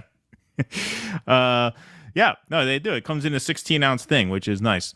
I'm still waiting for my care package. Rumble's supposed to send me a bunch of their stuff, and then we're going to be able to do more ads. Yeah, you know what I really want, Rumble? I want some merch. That's what I really want. I want to be able to wear your merch on the show and hawk that merch. Keaton's got a cat that needs a suppository. I do. That's true. I could use a dog biscuit. My dog. My dog is acting pretty woke lately. My dog is giving me major Blue No Matter Who vibes, and so he needs one of those anti-woke waffles badly. She, it's a she for now. Maybe he'll be a he if she continues on this path. Well, didn't you say the kids had the crayons out and the dog rolled around, made the top of its hair blue? Yeah, right. Yeah, exactly. Yeah, my dog has blue hair now. Yeah, so you got to send me that care package. Very important. Very important. But yeah, no, I would love to wear. They have a cool looking sweater on their store that I want that sweater. I want that sweatshirt because now it's getting to be hoodie weather. It's the right time of year for it, and so I want it. It is hoodie weather. My favorite time of the year. It happened like boom. I was at the beach on Wednesday. That is really one of the best feelings. Is after a long summer when you first feel that first tinge of fall in the air, that first bit of crispness. It's nice. Yeah. It's just such a relief. Yeah. That's what I think of as Catcher in the Rye weather. Yes, exactly. Catcher in the Rye weather. That's my favorite weather. All right, Barry91, thanks for the $10 on YouTube. Have you guys seen the video of the Canadian worker confronting Trudeau about having to pay $50 for hospital visits? Imagine having that problem. Wow, that sounds right up our alley. I will have to look into that for Thursday. Because good for them for protesting that. On the other hand, yeah, would we kill to have that? So my son went to the emergency room a few weeks ago because he had like a meningitis scare. Like his neck was freezing up and a bad headache and fever, which could be bacterial meningitis, which could be deadly if you don't intervene. It's treatable if you catch it, but you have to catch it. So when you look like you have meningitis, it's very important to go to the ER and get checked out. So we take him to the ER. He gets a couple of tests done. They do an X-ray. They do a full blood work panel. I think they only did one X-ray and like one full blood work panel. And we were there for probably 3 or 4 hours for the whole thing. Turns out he did not have bacterial meningitis. He just had some sort of virus, which they said would go away on its own. But you have to rule it out. Otherwise, you're rolling the dice on a deadly thing. So, through my wife's insurance, our copay for that is like $200, which, ouch. You know what that visit would be without insurance? $6,000. $6,000, not to treat meningitis, to rule out meningitis. So if you have no health care, or if you have a shitty health care plan with a deductible of $3,000 for an ER visit, it would cost you $3,000 to rule out a life-threatening illness if your son was sick. Think of this fucking country. Now, you wonder why I say fuck this country? That's why I fuck this country. I mean, think about that. It's inhuman. It's unbelievable. But I will look into that, Barry. Thank you for that tip-off. $6,000 to rule something out, not even to treat something. Well, that's why Rumble is introducing its new meningitis test at home kit. Right, exactly. The home remedy kit. Yeah, exactly. Yes. Should pitch that to them. Yes. We don't need any woke medical care. Yeah, no woke X-rays. Yeah, exactly. Richard Canuck, thanks for the $10. What's the Arab population going to do in Michigan? Remains to be seen, man. I mean a lot of those uncommitted. The last blinked. I saw, what was it? 40% were voting for Jill Stein. Yeah. So quite a few of them will hold the line. That was the most common answer I got. Yep. I didn't start asking that question until towards the end, but when I did start asking people, who are you planning on voting? Almost all of them said Jill Stein. Oh yeah. Yeah. Yeah. No, it is going to be interesting to see. I mean, obviously, you had the abandoned Biden morph into abandoned Harris. We interviewed the founder of that at the Worker Strike Back event. And then, the uncommitteds were, ready to give Kamala the endorsement. So There might be some fracturing, but it looks, though, according to polling, that yes, I mean, Jill Stein is commanding a considerable portion of the Arab vote, and she is on the ballot, obviously, in Michigan. Okay, so yeah, this is funny. So Gutter Dandy for $5 says the Vanguard boys said Russ was ducking them in Chicago. Zach is down for a brawl. It was funny. I saw that yesterday because I was just I found it so hilarious. I didn't see that part. Did they say that? They didn't say that. I saw them saying that we wanted to fight them, which I assumed they were joking, but I mean, obviously we were joking. We didn't go to Chicago to fight them in the streets of Chicago, but that was funny. We might cover that for the patrons. Yeah, we were gonna go jump the Vanguard. Yeah, that's what we want to do. That's why we bought a $2,000 iPad. Not so we could, stream as professionally as we could, but no, to go and start a fight with the Vanguard. Which I gotta say, that would probably be the funniest brawl of all time. It would be pretty funny, yeah. But yeah, that was a joke. Now those guys are so stupid. Who knows if they realized we were joking? I mean, I assume they did. I assume. Yo, listen, those guys are so fucking dumb. They went to Chicago. They got a floor pass and produced no footage. Why wouldn't they film couple of shots of protests? Yeah. Like how dumb could you be to go all the way there and you've got a struggling channel because you suck. So there's only so much you can grow and only so quickly. You got this opportunity to get some credibility, some views. Nothing. Wow, man. Nothing from on the floor. Oops, what did I do? Sorry. You went to the floor and you didn't produce any footage from that? That's incredible, man. That's incredible. That is dumb. That is how dumb do you have to be to go all the way to Chicago and not do anything with it? The China Show, regarding previous stream, it used to be wage labor isn't supposed to provide a living. You're supposed to save up to buy a homestead or you're a loser. Some things change, others stay the same. Thank you, China Show. Appreciate that very much. J.K. Michael, thanks for the $5. It's hard to attack your opponent on what they said when the corporate media is running propaganda for your opponent. Got to break through that. No excuses. It's win or lose. That's the way I feel about it. You have to be very, very disciplined when the media is against you. And in 2016, down the home stretch, he was, and that's why he won. I mean, at a certain point, you just have to execute. I mean, that sounds like the Green Party. Well, they rigged it against us in New York. Well, yeah. I mean, you got to overcome that. If you're gonna win, if you're gonna do it, you got to do it. Because they just love the LaRouche people. Yeah, right. Exactly. I mean, it was rigged against the LaRouche people too. So some people are asking. All right. So listen, I want to be fair. There are rumors that the reason the Vanguard got the floor passes was there was a request from a particular very powerful lobbyist for two soft boys. Yeah, right. with very silky hands. Yeah. But part of that was they were not allowed to disclose what was done to them inside. Hey, you could have still gotten some stuff on the floor. Still could have gotten some stuff on the floor. Who knows? I mean, they may have just hustled them through a back entrance and plied them with tequila. Yeah. Bloodthirsty Mayonnaise, thanks for the $4.99. Kamala says, say it to my face. I say, hold my schmeckle, you beat. Thank you, Bloodthirsty Mayonnaise. Cool Blue, thanks for the $9.99. Latest polls via Election Day, 5 of the swing states are up for U.S. Senate: Arizona, Michigan, Nevada, Pennsylvania, Wisconsin. The same given party may win all of them at both levels. They may tell us who, Kamala or Trump, wins. I mean, it sounds to me like it's going to be 3. It's going to be Arizona, Pennsylvania, Georgia. That to me is what is likely to swing it. Now, if Trump wins either Michigan or Wisconsin, that obviously changes the game a lot. But I think even assuming everything breaks the way it usually does, those 3, Georgia, Arizona, Pennsylvania, are going to be the make or breaks. Omer Bajrovich, thank you for the $5. You said your dog has blue hair. Does he talk very fast? Oh, shit. Yeah, there you go. Yes. Thank you for that.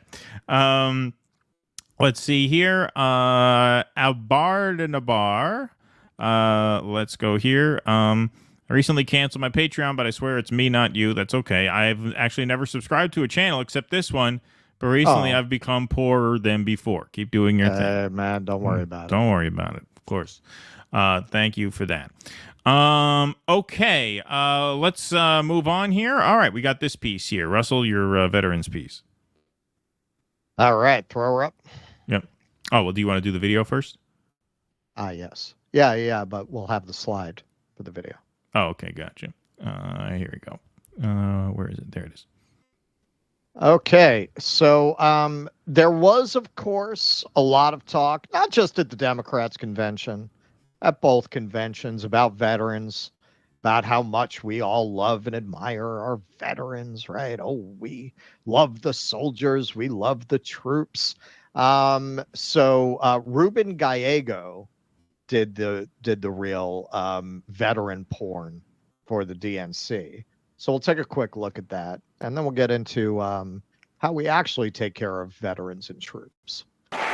We were proud to wear the uniform, and we're proud serving our countries in city halls, state capitals, the U.S. House, and the Senate. These veterans represent the best of our country. We stand united as veterans, Democrats, and patriots to fight for everyone who served.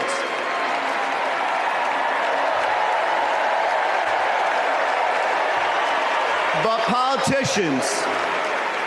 politicians like Donald Trump, they don't stand with us. They call patriots like Senator McCain losers. John McCain was an American hero. Show some respect.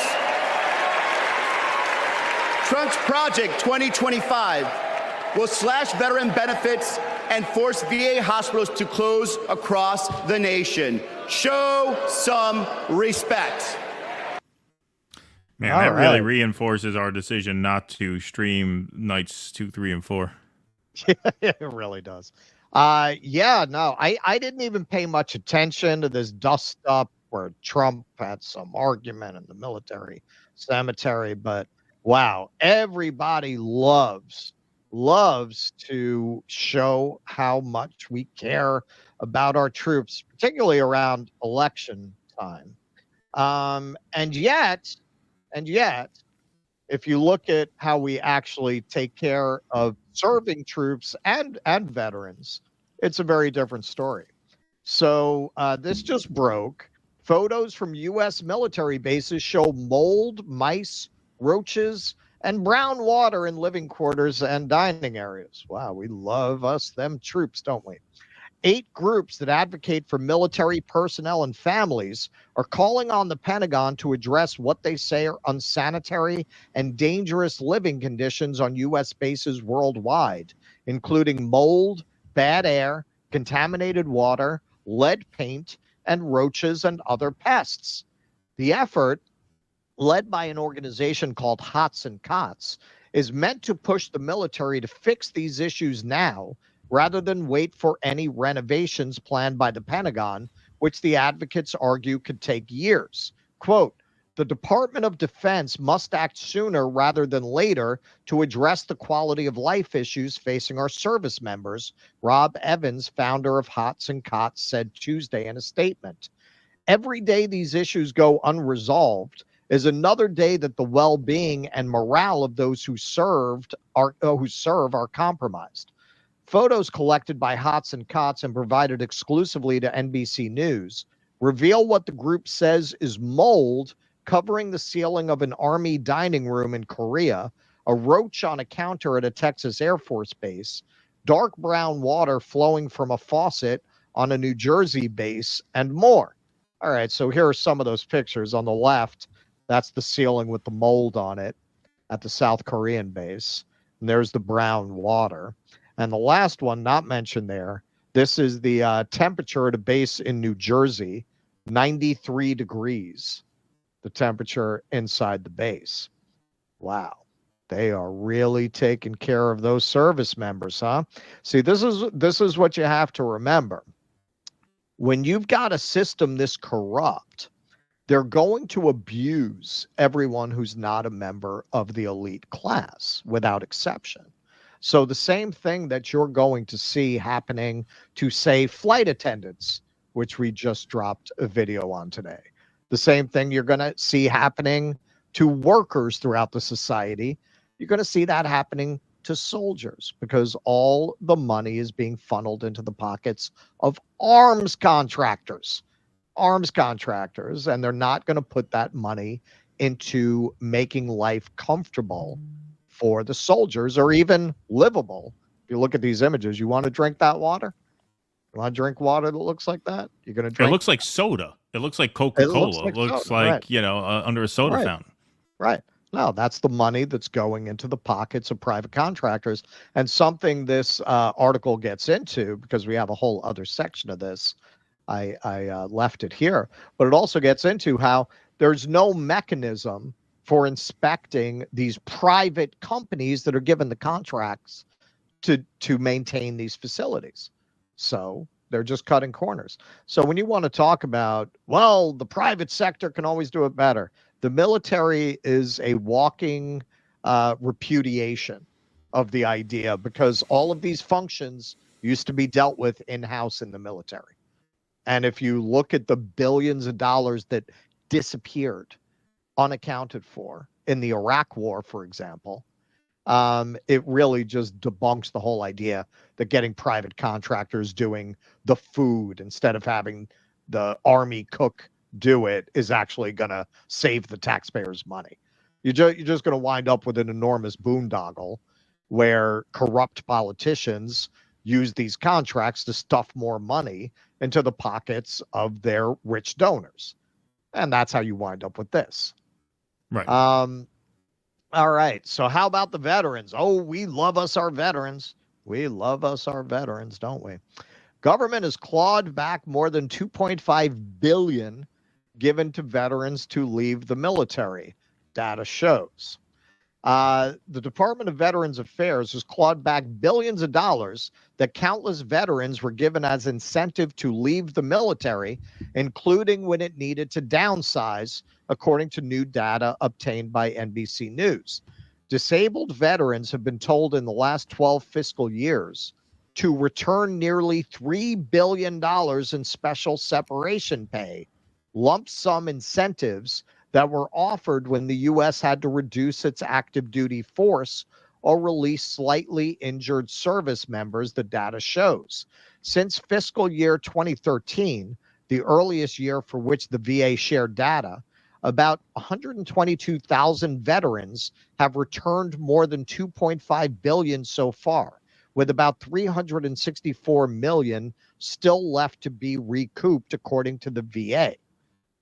Quote, "It felt like I would never see the light at the end of the tunnel," said Damon Bird, who struggled to repay the roughly $74,000 incentive he received to leave the Army in 2015.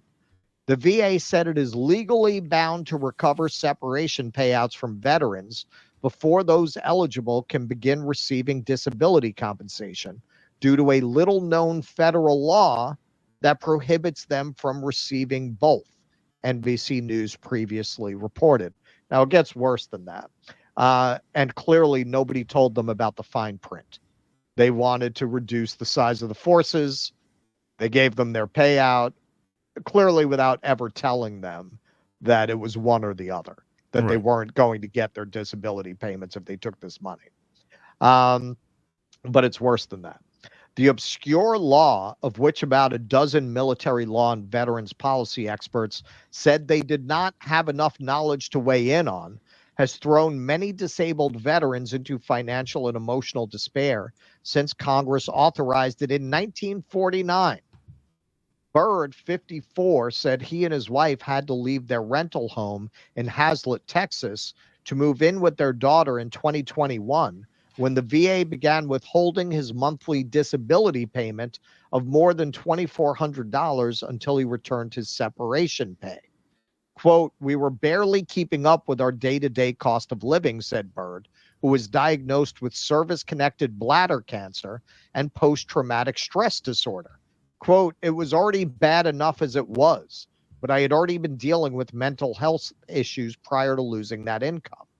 Army veteran Salahuddin Majid, now 73, still remembers the anguish he felt when the VA told him he needed to repay the special separation benefit he received in 1992.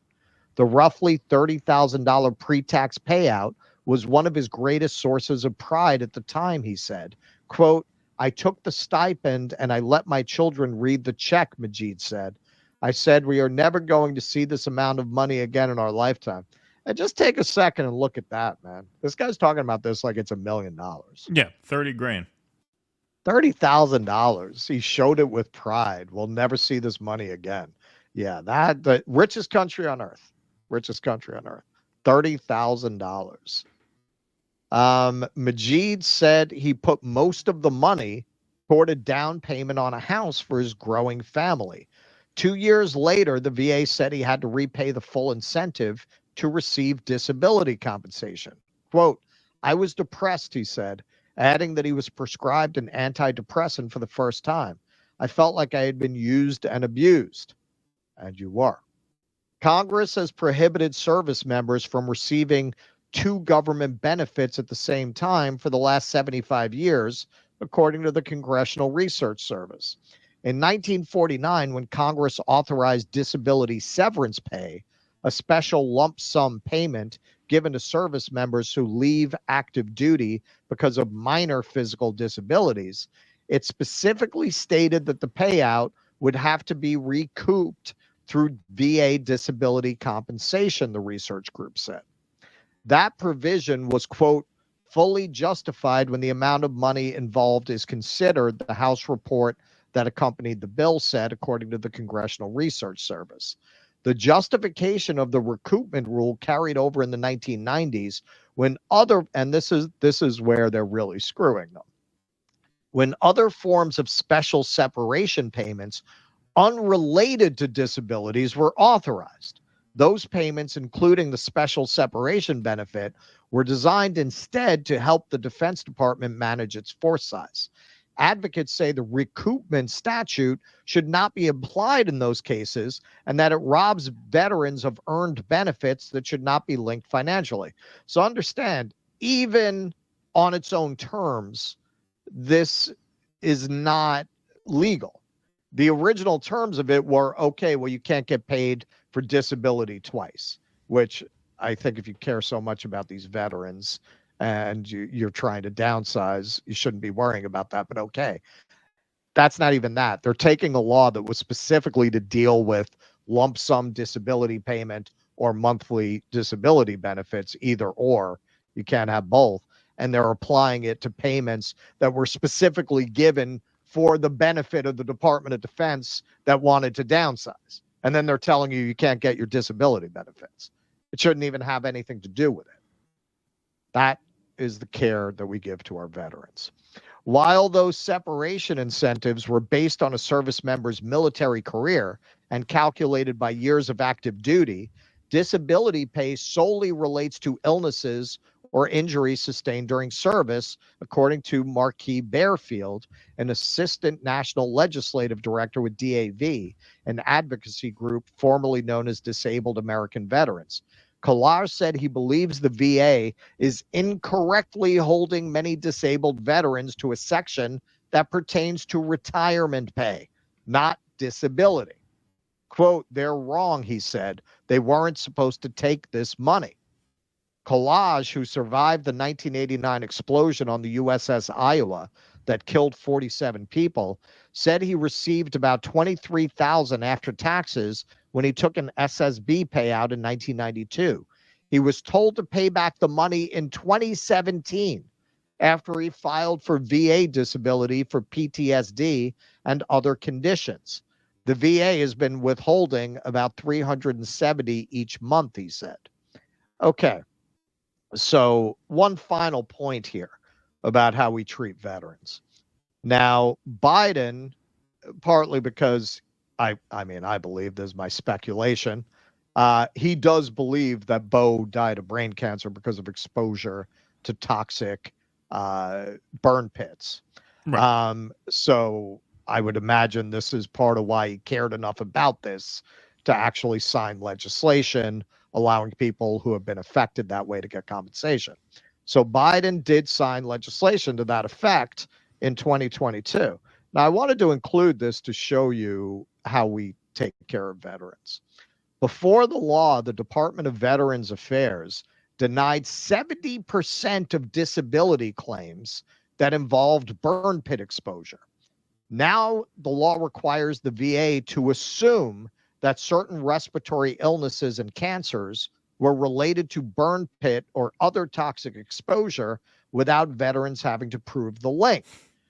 Before Biden's planned remarks, he went to a Veterans of Foreign Wars post in Merrimack, New Hampshire. The president met there with Lisa Clark, an Air Force veteran who is receiving benefits through the PACT Act because her late husband, Senior Master Sergeant Carl Clark, was exposed to the chemical herbicide Agent Orange during the Vietnam War. That is how it was not until 2022 that people making claims about Agent Orange started getting paid. And these people are dead now. The money is mostly, this money is going to the family. So when they stand up there on stage and and this isn't a Biden thing, this is bipartisan, and they use military veterans as props. Remember, this is how they actually treat them. Just like any other powerless sector of society, they use them, abuse them, chew them up, and spit them out. And that's not a recent development because look when this law went into effect, 1949. But to make it even worse, they are clearly misapplying the statute on top of the statute itself being unfair. This is where, especially if you come from a more impoverished background, you probably know a lot of people who joined the military. So that's a whole other element of this that is really almost dystopian. Kids who come from upper middle class spend a gap year. Oh, I want to go see the world. Hey, man, you come from the working class. They almost join the military for that reason. A lot of them. Hey, you want to see the world? Go join the Navy. Right. That's your fucking gap year. Spending 4 years risking getting your head blown off in order to see the world, in order to have the opportunity to go to college without winding up with exorbitant debt, to have the opportunity to gain some kind of social status. That is how the military functions. They suck up poor kids with very little opportunity and make them go put their life on the line and their health on the line in these rich men's wars. Although, hey, we want to be woke here. Increasingly diverse, rich women's wars too. Forget Kamala. We can get a brown woman bombing these places and risking these people's lives. And then when they do get out of the service, these are the kinds of things they face. Until this act passed, they were turning down 70% of claims. And you're telling me they didn't know that Agent Orange gave people cancer? Of course. Shit, I remember when I was a teenager in the 80s, that was a big issue. All the people who were getting cancer because of Agent Orange. It was a big thing in the news. Oh, yeah. Oh, sure. Well, obviously, yeah. Obviously. And they just fixed that. I didn't even know that. They just fixed that. I assumed they had fixed that a while ago. Like, I didn't even know until they did the research for this. So that's how much they care about veterans. That it makes me, honestly, it makes me really sick when they run around using the veterans as political props that way. When you look at how they're really treated and what sectors of society they recruit them from, it is really, it's dystopian. It's, you take the poor people and you make them go die for wars that in the end are aimed at making even poorer people die. Yeah, when I gave tours from a campground, an RV campsite, the KOA campground, they did tours into New York City, and the campground was in the Hudson Valley. A lot of the customers on those tours were veterans who lived full time in their RV because when they retired, they sold their house and they couldn't afford to buy a new house. And so they didn't think that their benefits would, keep up with a new mortgage or whatever. Or even like rent at a 55 and older place, because a lot of those are getting very, very, very pricey now. So a lot of veterans would sell their houses and they would just live in an RV for their life because that's all they could afford to do. Right. Look at all the homeless veterans. Yeah. Yeah. Yeah. Right. There are a lot of homeless veterans, right? In a way, the RV veterans are the lucky ones, right? They're the fortunate ones, relatively speaking. But, in my experience with these veterans, they're very humble. They're very, very kind-hearted people who thought that they were, sacrificing for a good cause, and they still do. They still walk around with their hats and their tattoos. They're very proud of their service, and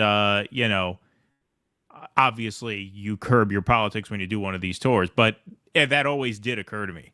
Like, look at how fucked over you are, and yet you still have this sort of innocence about you. It's admirable to a large extent, just as a person, But yeah, when you look at the big picture, obviously, I mean, the idea that those claims would have been turned down is just nonsense. It's the most obvious thing in the world. Agent Orange causes cancer. Why should you have to prove a link? Oftentimes, you can't prove a link. Even if you smoke your whole life and you get lung cancer, it's hard to prove that was the link because people get lung cancer for other reasons too. Sure. Right? So why should the burden of proof be on the veteran if we care about them so much, if we parade them on a stage at the convention so much? Yeah, it's just such a screw job.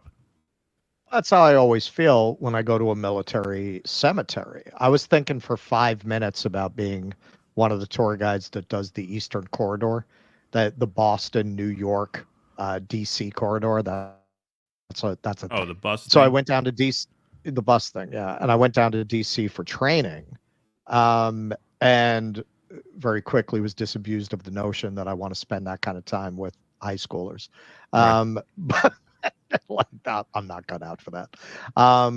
But going to Arlington, I felt like the purpose of Arlington is not to honor veterans; it's to propagandize people into joining the military. Yeah, of course. If you don't present, how do you deal with the fact that there are all these dead soldiers here? Right? It's hard to put a good face on that. It's hard to convince people to join in the midst of dead soldiers. Well, you have to glorify their deaths. You have to say, this was for a glorious cause. Oh, their honor. And as you point out, I'm not putting down the veterans. What's tragic to me is that their good intentions are being weaponized against them in ways that a lot of them don't realize until it's too late. 100%. Absolutely.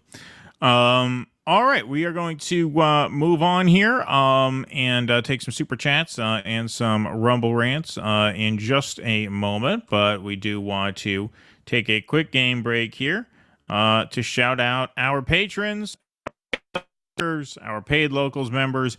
You guys are the backbone of the program, and if you would like to join and sign up, you can go to patreon.com/DoDissidents, where for as little as $5 a month, you get your name up on the show notes here. You also get call-in access to our post-show Q&As every Sunday night on Rumble, and you get access to special interactive live streams, 2 per month, plus extra special events. When we do a live show, we live stream that for the patrons. Russ is going to live stream his walking tour for the patrons.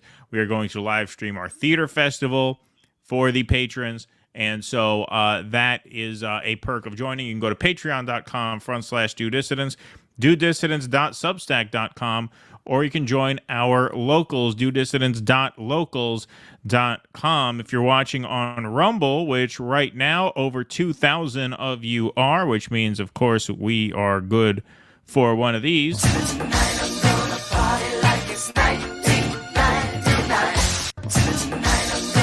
can join the locals. Oops, sorry. There we go. I thought I had killed that earlier. You can join our locals for as little as $5 a month by clicking that bright red join button underneath the video player. So that's patreon.com/DoDissidents, DoDissidents.substack.com, or DoDissidents.locals.com. Thank you very much, of course, for your support.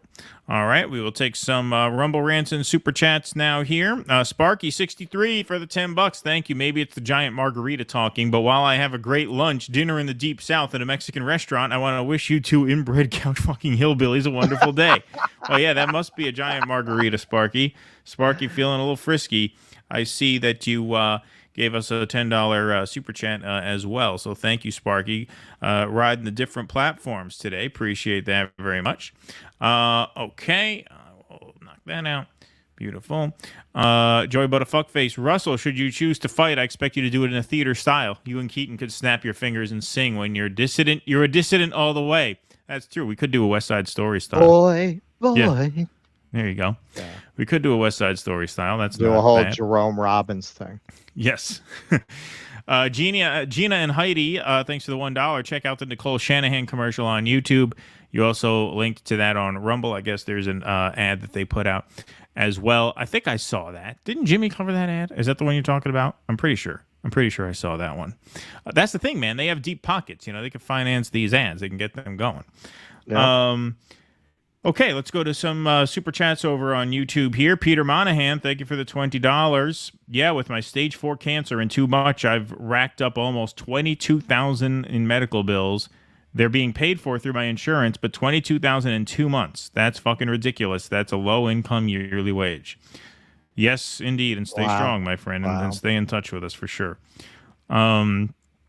Gutter Dandy, not sure the VG boys thought it was a joke. Maybe. It sounded like they did, but maybe they said something else. I don't know. Yeah, what you quoted we didn't hear. Yeah, I heard we're not watching the whole episode of those fucking dipshits. Yeah. Man on the Road, thanks for the $5. You should really think about streaming at Kick. You would get a great deal in hourly pay in 1 week. Yeah, a couple people have recommended that. I don't know. It's too confusing. The crypto thing is just too confusing, right? What are they paying some weird thing? You know, that was the thing. Why don't we put Jake on that? He knows technology. Yeah, well, ask Jake to figure that out. See if it's worth doing. Yeah, that's not a bad idea. I like that idea. Sparky for $10.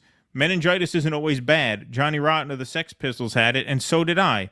I wouldn't be me without it. Really, you wouldn't be you without it, but I wouldn't recommend it, although it could facilitate creative workarounds.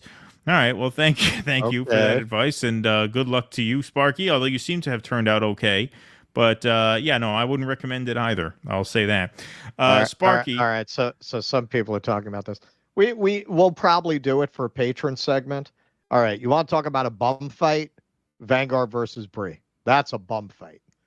That is two really just undesirable parties fighting each other at a bus stop. Yeah, they went at it a little bit over the weekend. That is asshole versus asshole. Over Labor Day. Yes. Sparky, thanks for the $10. What's sad is many of the veterans did not want to leave the military in the early 90s, but were talked into or otherwise coerced into leaving by being given an exit bonus plus disability. Well, they got out just in time.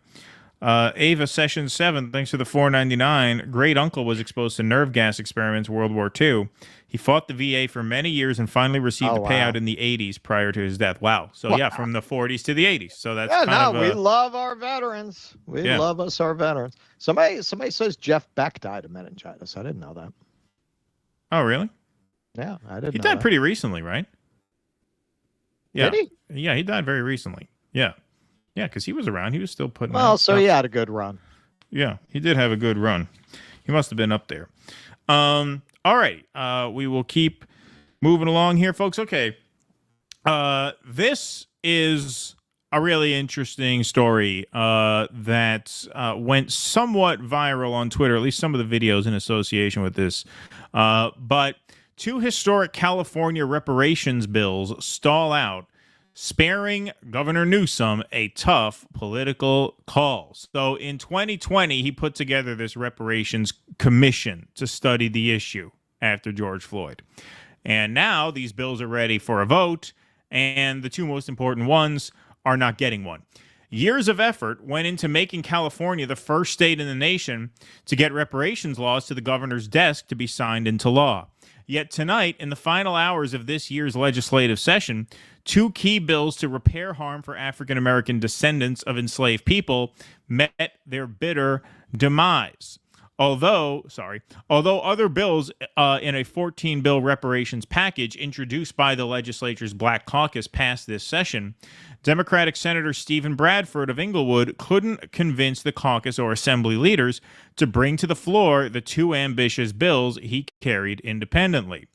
Bradford's Senate Bills 1403 and 1331 would have created a new agency and also a fund to help implement policies recommended last year by a first-in-the-nation state task force, including eventual direct cash payments to the African-American descendants of people enslaved in the United States. The envisioned California American Freedmen Affairs Agency would have helped Black Californians research their genealogy, confirm their eligibility for reparations payments, and expedite their claims. And that's an important distinction that often gets lost in the discourse, especially since, this is a very emotionally charged issue. Reparations are not for Black people. They are for the descendants of enslaved people, right? It's not simply race-based, as if you could prove that your ancestors were, in fact, victimized by chattel slavery.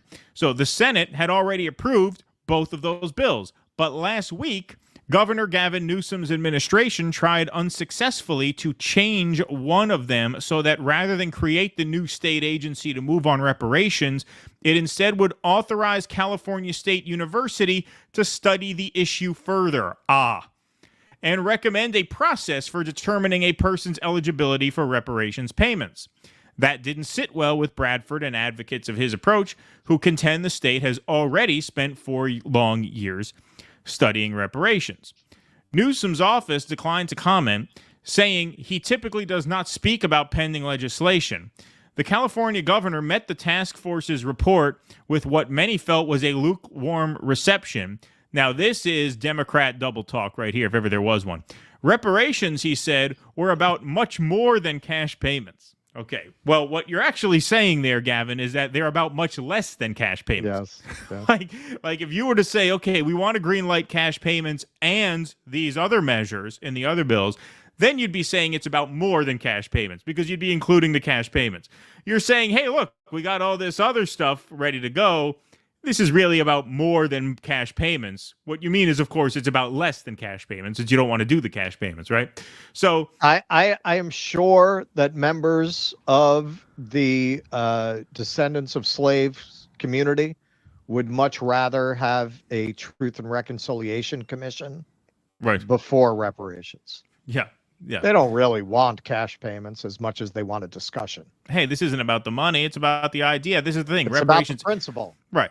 Reparations is all about dollars and cents. It's all about dollars and cents. It's not even about race. It's not for all Black people. It's for the descendants of slaves who, had to do without the generations of wealth that, have been passed down to other people whose, if their grandparents came to America in the 1890s and opened a shoe store in Manhattan, the money that your grandfather made from that shoe store made its way to you because he struggled. Yes, it was not easy for those immigrants, but they earned money in exchange for their work, and that money passed its way down through the generations to you.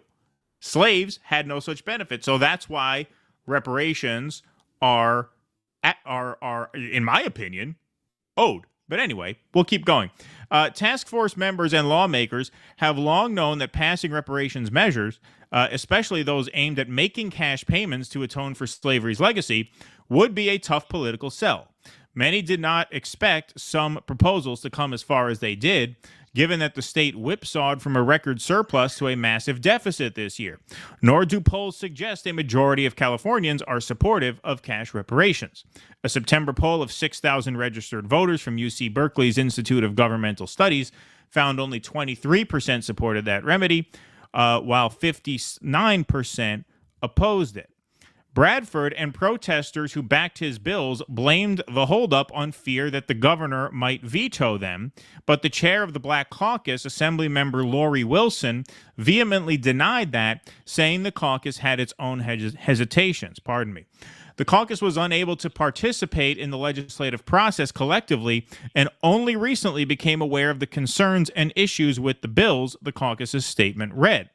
In its current form, one of the primary concerns with the bill is that it ceded legislative oversight authority, which is critical given the generational impact this legislation would have. Bradford, the caucus vice chair and a member of the state reparations task force, said in response that the changes the governor wanted would have gutted SB 1403. We didn't need another study. Now is the time for action. We're at the finish line, Bradford said. I think we as the Black Caucus owe it to the descendants of chattel slavery. We owe it to Black Californians and Black Americans to move this legislation forward and get it to the governor's desk. About 25 to 30 advocates, mostly from the Coalition for a Just and Equitable California, protested at the Capitol this afternoon, the day this was written, obviously. This ain't white folks blocking reparations bills, said Krish Lodgson, an organizer with the group. This ain't Latinos blocking reparations bills. This ain't the AAPI family, the American Asian Pacific Islanders family blocking reparations bills. This is black people blocking their own damn reparations bills because they're scared of the governor. Several members of the Black Caucus tried to address the protesters who at times were shouting at individual lawmakers as they walked past. So this is the piece of video that went viral here saying that basically black lawmakers are killing their own bill because they're afraid of Newsom's veto. To bring the bills up now. These are their bills. They have their names on the bills. They killing their own bills because they scared of the government. Now, listen, they gonna see this and they gonna get mad at us. They killing their own bills, then they gonna get mad at us. They killing their own bills because they scared of the government. We don't care. We need to bring the goddamn bills up now. The governor needs to understand that the world is watching California, and this is going to have a direct impact on your friend Kamala Harris, who's running for president. This is going to have a direct impact. So pull up the bills now, vote on them, and sign them. We have We've been waiting for over 400 years. So this next tweet from Ashley Zavala, who was there on the ground, give us the vote, chanted at Assemblymember Wilson, mentioned in the article as she heads back to the chamber. There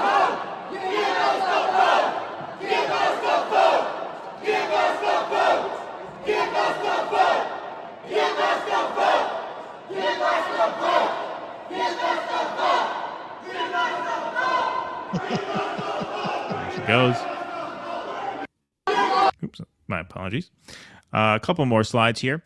Call his to the fire and make him veto it, says Jonathan Burgess, a fire battalion chief from Sacramento and well-known advocate for reparations, referring to Newsom. Show us who you are is what I'm asking. So what he's saying is if Newsom wants to veto it, let him veto it. You need to put this up. Burgess noted that other reparations measures passed by the Black Caucus could benefit all Californians and are not explicitly aimed at those harmed by slavery. One of Bradford's bills that did make it to the governor's desk would establish a means of restoring property seized in race-based uses of eminent domain. Advocates also discussed the need to maintain momentum for reparations measures as public enthusiasm for racial justice wanes. Now, this gives a little bit of background on the bill here, and then it gets to another touchy part of this. In 2020, the Minneapolis police murder of George Floyd set off a nationwide racial reckoning. In its wake, California's Secretary of State Shirley Weber, then an assemblywoman, championed a bill establishing a California reparations task force, which Newsom signed into law. The task force traveled the state for 2 years, conducting hundreds of hours of public hearings and listening to residents and researchers. It released a more than 1,000-page report with its findings and more than 100 recommendations. So this is why, his attempt to further kick the can down the road is obviously just political opportunism. They wanted to dangle this in front of their voters and not give it to them when it came time to do it, especially when it comes time to vote on this 2 months out of a national election, especially when Gavin Newsom knows this is somewhat of a third rail of an issue and he wants to be president in 4 years if Kamala loses, in 8 years if she wins, and he knows that this could follow him in ways that he doesn't want. But here's the other sticky part of this. Advocates noted that bills supporting undocumented residents had passed the assembly. I find it ironic how we find money for everybody else and for every other ethnic group. We find everything else. But when it comes to Black Americans, we're always put on the back burner and told no, said Sir Major Page, organizer for the Foundational Black Americans Grassroots Movements. And this is the last piece of video here. Now, the sound is a little tough to hear, but the guy in the hat here on the left-hand side of the frame says, y'all gave illegals thousands. You can hear this about 15 seconds in. We'll give this a shot.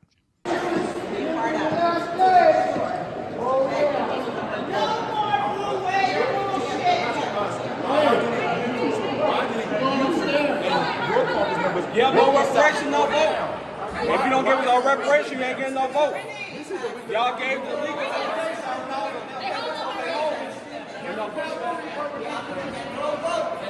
A little tough to hear. Let's try one more time. Give us no reparation, you ain't getting no vote. Y'all gave the legal.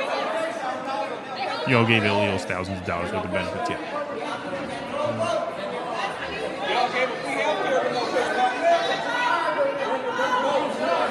So, look, apparently a lot of reparations activists seem to be hawkish on immigration. Obviously, Marcel Dixon, who we talked to a few times, very powerful advocate for reparations, very hawkish on the border for this reason. They kind of view it as a slap in the face that there's money for people who, ducked the fence to get here, but there's not money to make right these decades of unpaid wages and really systematic generational theft of Black people who are living here, who are descendants of African slaves. And in the wake of the George Floyd protests, as those were raging, and Gavin Newsom saw a political opportunity to start this task force, he did it.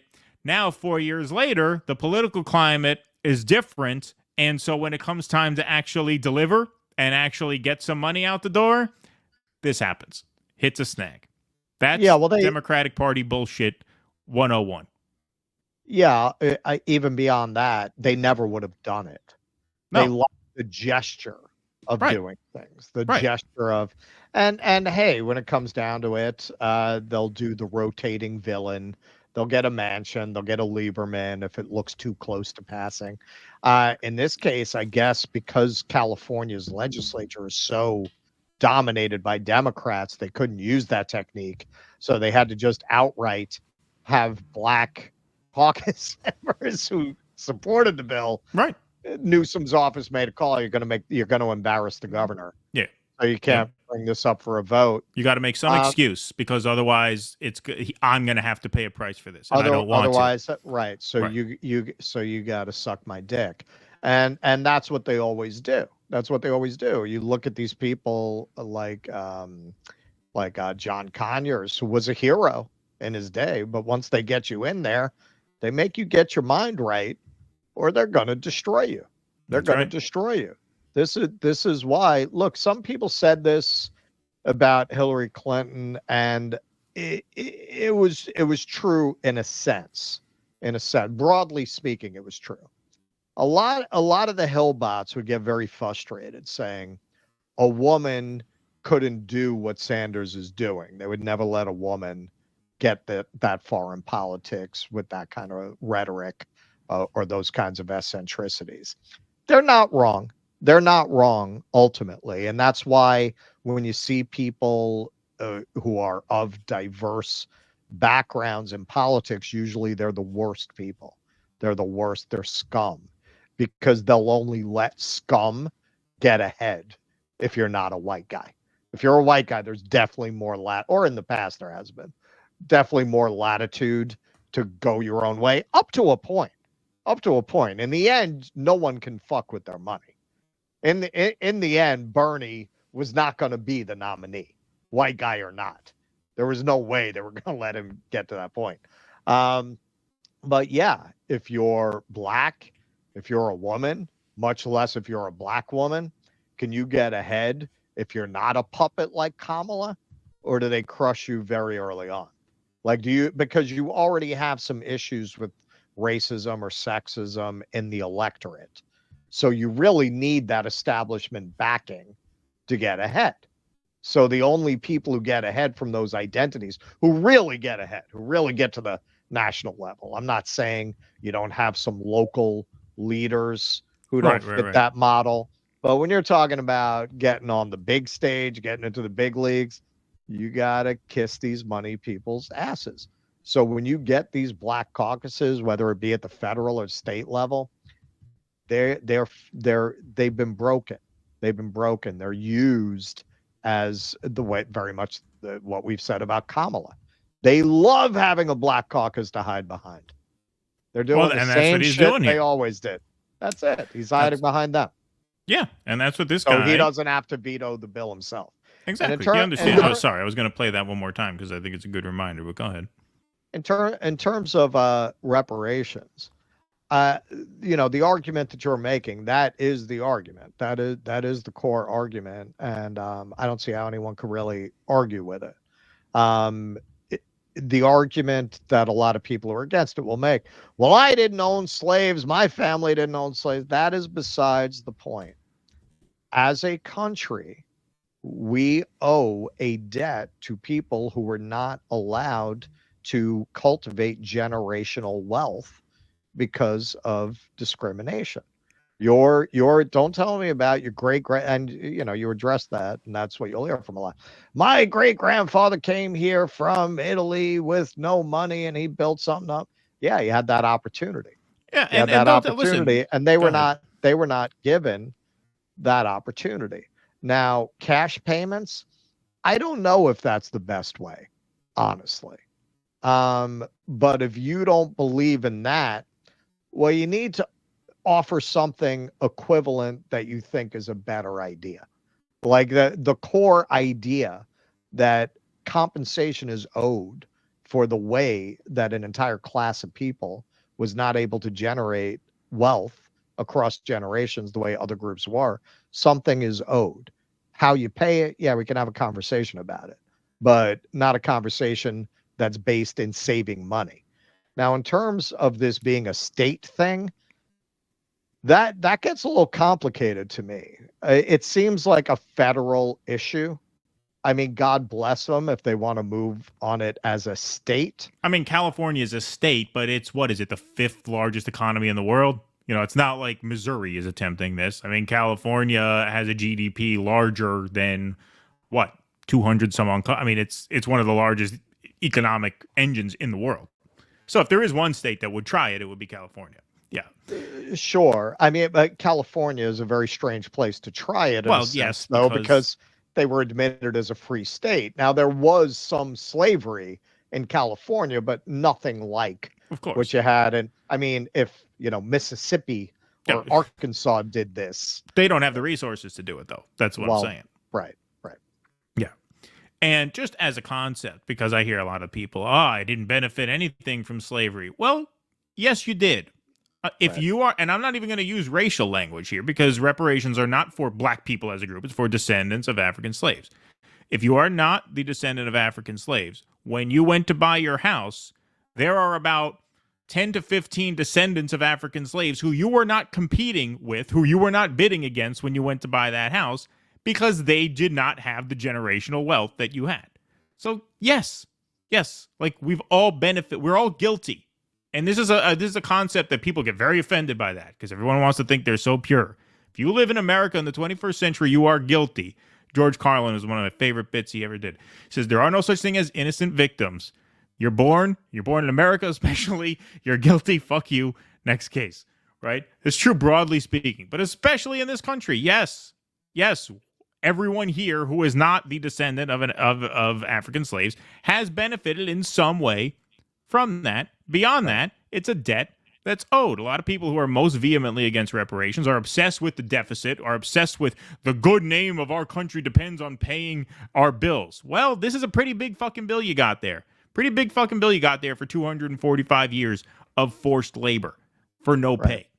Yeah. How about we cut the military budget? How about that? Yeah, find the money somewhere. Find the money somewhere. We could find it somewhere. Look at that military. We just did a segment on veterans, right? Why don't we stop investing in those wars, take care of the veterans, and then you'll have some money free up. You can find the money. You can absolutely find the money. And whether you can or can't find the money, whatever debate there has to be about this, there's no getting around the fact that this is an unpaid debt. It just simply is. It simply is an unpaid debt. So that's where I stand on the issue.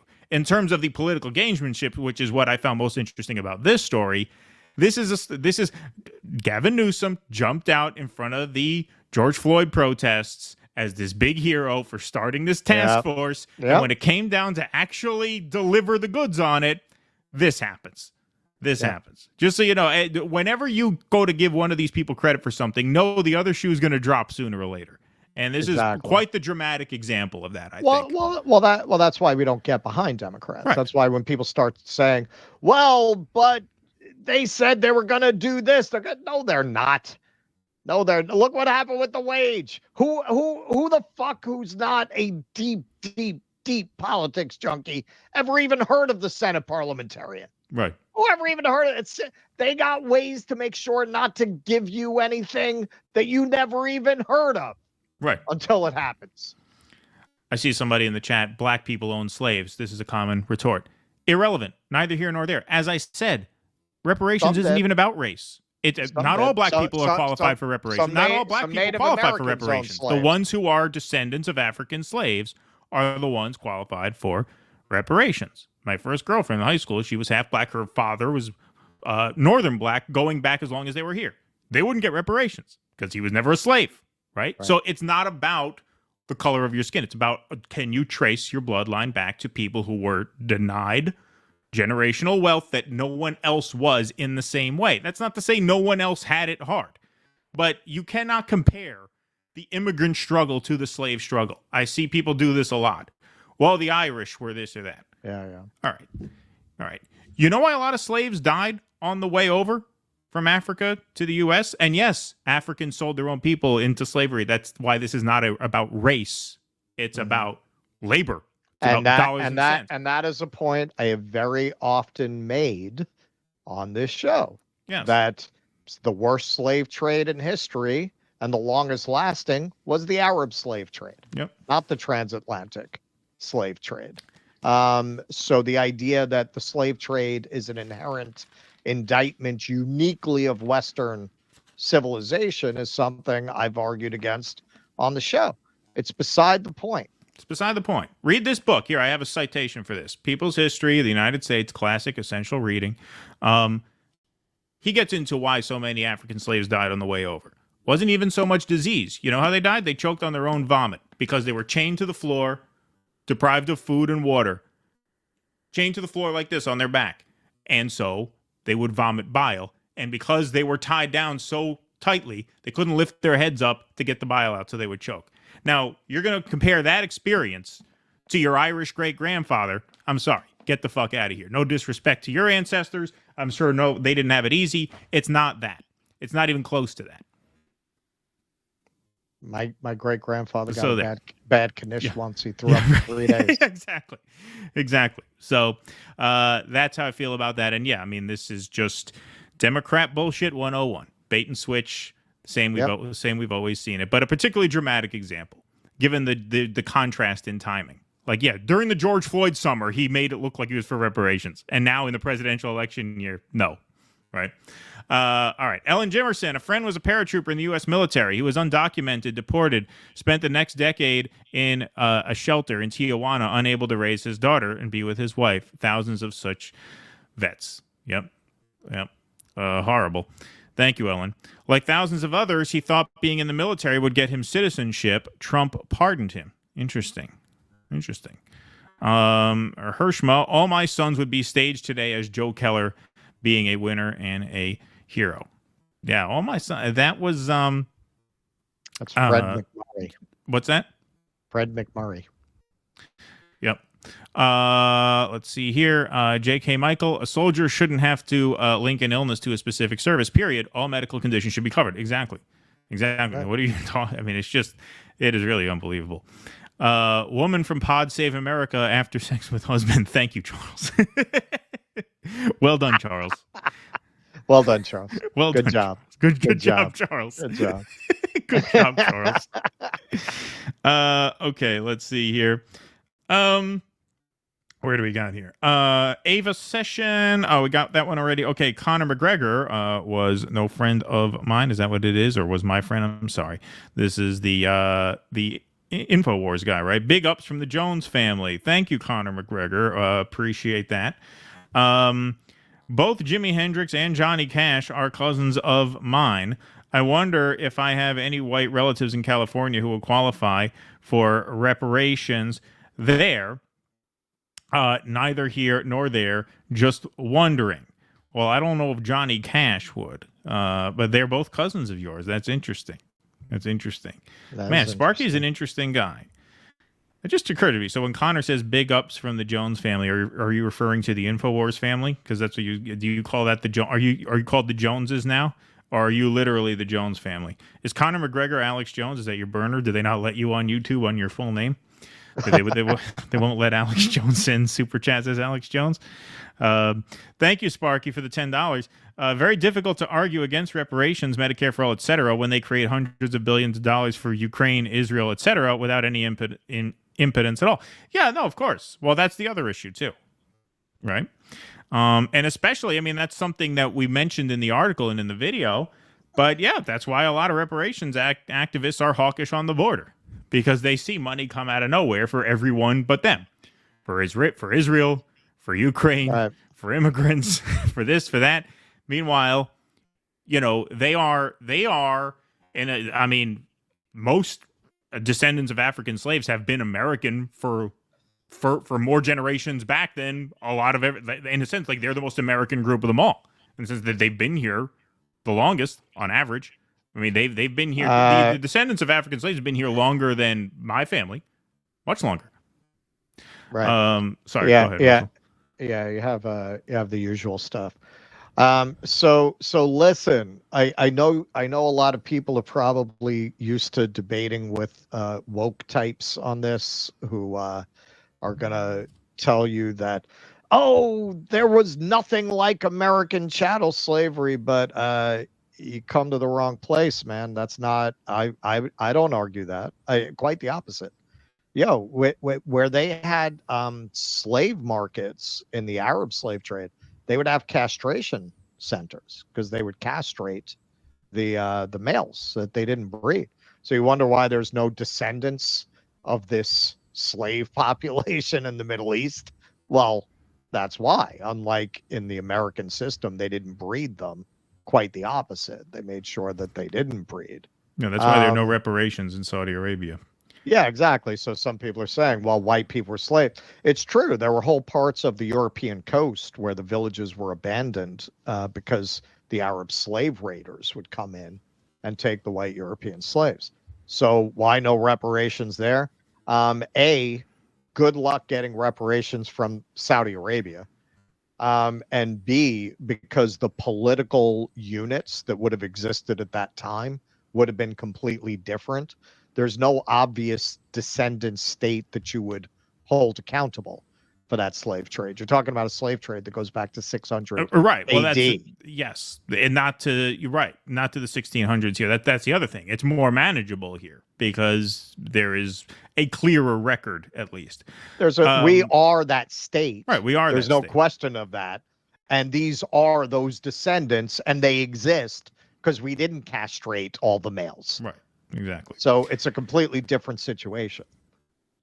Sparky, thanks for the $5. A version of 40 acres and a mule would work. A cash payout could be an option. Thank you, Sparky. Sparky is an open-minded fellow. Michael R. for $2. Simply thank you. Well, thank you, Michael R. Appreciate that.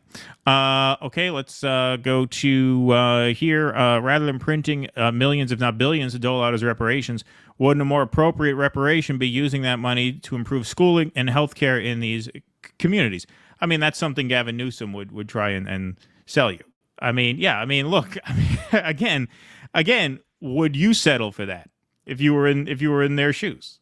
Like, it seems to me like that is just a version of every sort of neoliberal scheme to dole out, need-based assistance. We already tried that with the Great Society. Right. Oh, we got affirmative action. So what? A tie goes to a black person in a job. Okay, that's not the same as saying, hey, we owe your family X amount of dollars for generations of unpaid labor. Here it is because we're going to make good on it, right? Look, I agree it's a tough sell. Marcel Dixon says the price is $70 trillion, which accounted for inflation. I tend to think that's probably accurate. I mean, he studied it way more than I have. But when you look at the volume and adjust the cost for inflation, I mean, a fucking Big Mac is worth $70 trillion now compared to 1945, right? So, like, think about it. Going back 400 years. Mm-hmm. Yeah. Should have given them the 40 acres and a mule. Exactly, yep. Civil Liberties Act of 1988 gave 82,000 Japanese Americans $20K each over the concentration camps U.S. put them in World War II. Why not wages to African descendants of slaves for stolen labor? The money is there. It's in the military budget. Thank you, Ravid Last. Appreciate that. Okay. Noah Goop, why reparations for only black people? Well, once again, it's not black people, for the descendants of slaves, but okay. If you believe in reparations, this convo should include the natives as well as many other racial groups that have faced obstacles over the centuries. It does. Wow. It does. Well, it does I mean, it would because some of the natives were enslaved. Right. But you had white indentured servants here. You never had white slaves. Right. Well, also, I mean, this is why we have reservations. This is why we have, certain business grants to natives. But yeah, look, I think there is certainly a case to be made for them as well. Let's see. Nocturnal Human, as Savvy said about reparations, it has nothing to do with white people being guilty or not. That's right. It's about a debt owed to certain people. Nobody else has anything to do with it. Exactly. And that's true. Absolutely. Yeah, I really don't know why people get so defensive about this. Yeah, no, it is. Nobody's saying you own slaves. Yeah, nobody's saying you own slaves. Who's saying that? Yeah, who's saying that? What does that have to do with it? No, look, people don't like to think of that. Look, it's the same thing about the white privilege argument. Like, people don't like hearing about white privilege because they think white privilege means white people never struggle, whereas that's not what it means. It just means that there are certain things white people get to take for granted that black people don't. Jesse Ventura tells the story when he got in the car with his black friend. His black friend would put his driver's license on the dashboard and his registration on the other side of the dashboard. He said, "What are you doing that for?" He says, "So when if a cop pulls me over, I don't have to reach into the glove box or into my pocket because I'm afraid if I'll do that, they'll shoot me." And he said, that's something as a white person, it would never in a million years occur to me to do that, much less do that every single time I get in the car. So that's all that means. It doesn't mean that white people don't live hard lives and they don't earn their own success. It means none of that. You are assuming that because you are defensive about this. Right. Okay, but if you just let go of that, you could see the issue in a much more, I would argue, objective and fair-minded way. Well, a very revealing statistic to me is when they frisk white people, they're much more likely to have drugs on them than black people. Now, why is that? Well, if you would frisked everybody in my neighborhood, right, you would have come up with all kinds of stuff, but they don't do that. Right. If you're black, you're expecting that. So you're less likely to carry drugs in case that happens to you. Right. If you're white, you're going to assume, nobody's going Exactly. Yep. Makes perfect sense. Okay, we are going to move on. All right, folks, this is a crazy one. So we got two more stories. We have a very, very well-rounded show today going all around the world. All right, but this is quite the crazy story here. Exclusive from CNN, the U.S. seizes Venezuela President Nicolas Maduro's airplane in the Dominican Republic. The United States has seized Venezuela President Nicolas Maduro's airplane after determining that its acquisition was in violation of U.S. sanctions, among other criminal issues. The U.S. flew the aircraft to Florida on Monday, according to two U.S. officials. It's the latest development in what has long been a frosty relationship between the U.S. and Venezuela, and its seizure in the Dominican Republic marks an escalation as the U.S. continues to investigate what it regards as corrupt practices by Venezuela's government. The plane has been described by officials as Venezuela's equivalent to Air Force One, and it has been pictured in previous state visits by Maduro around the world. This sends a message all the way up to the top, one of the U.S. officials told CNN. Seizing the foreign head of state's plane is unheard of for criminal matters. We're sending a clear message here that no one is above the law, no one is above the reach of U.S. sanctions. In a statement, Attorney General Merrick Garland said that the Justice Department seized an aircraft that we allege was illegally purchased for $13 million through a shell company and smuggled out of the United States for use by Nicolas Maduro and his cronies. The plane was purchased from a company in Florida, the Justice Department said, and was illegally exported in April 2023 from the United States to Venezuela through the Caribbean. That must have been some operation. I'd like to see a documentary as to how that happened. But CNN cut into their news coverage with an exclusive report on this. And you talk about, a narrative being shaped unconsciously from within the walls of the empire. Look at the first 2.5. We're only going to watch 2.5 minutes of this. The whole segment's about 6 minutes. But look at this coverage. This is pretty amazing. Welcome back to the breaking news. Some exclusive live pictures that we're showing you right now of the seized plane belonging to Venezuelan leader Nicolas Maduro. Maduro, we should note, is not on board, but the plane was seized by officials for violating U.S. sanctions. CNN's Kylie Atwood joins me now. Kylie, this is pretty extraordinary. This does not happen, obviously, every day where U.S. authorities go in and seize the plane of a head of state. But that is essentially what's happened this morning. Can you break this down for us? Yeah, exactly. Yeah. So the plane of Nicolas Maduro, the president of Venezuela, is now in the hands of the United States. As you can see there, those images demonstrate that it has just landed in Florida. It was seized by U.S. authorities in the Dominican Republic. That is according to multiple U.S. officials who spoke with our colleague Priscilla Alvarez about this. And how this all came to fruition, Jim, is that this plane was in the Dominican Republic in recent months. We don't know exactly why, but that presented the opportunity for U.S. authorities to work with authorities in the Dominican Republic to actually make up a plan and seize the plane. And just to give folks context, this plane is effectively the Air Force One of Venezuela. This is a plane that cost about $13 million, the U.S. estimates. It's been used by Maduro to travel around the world, to make visits, to see other world leaders and the like. It's now in the hands of the U.S. government. It's an extraordinary move. The U.S. has for years been trying to disrupt the flow of goods and... Yeah, exactly. Yeah, it's like the Elvis plane at Graceland. You go on Elvis's plane at Graceland? Of course I did. Yeah. So here she goes. She starts talking about... the thing I found most fascinating was the wood 8-track player. Yeah.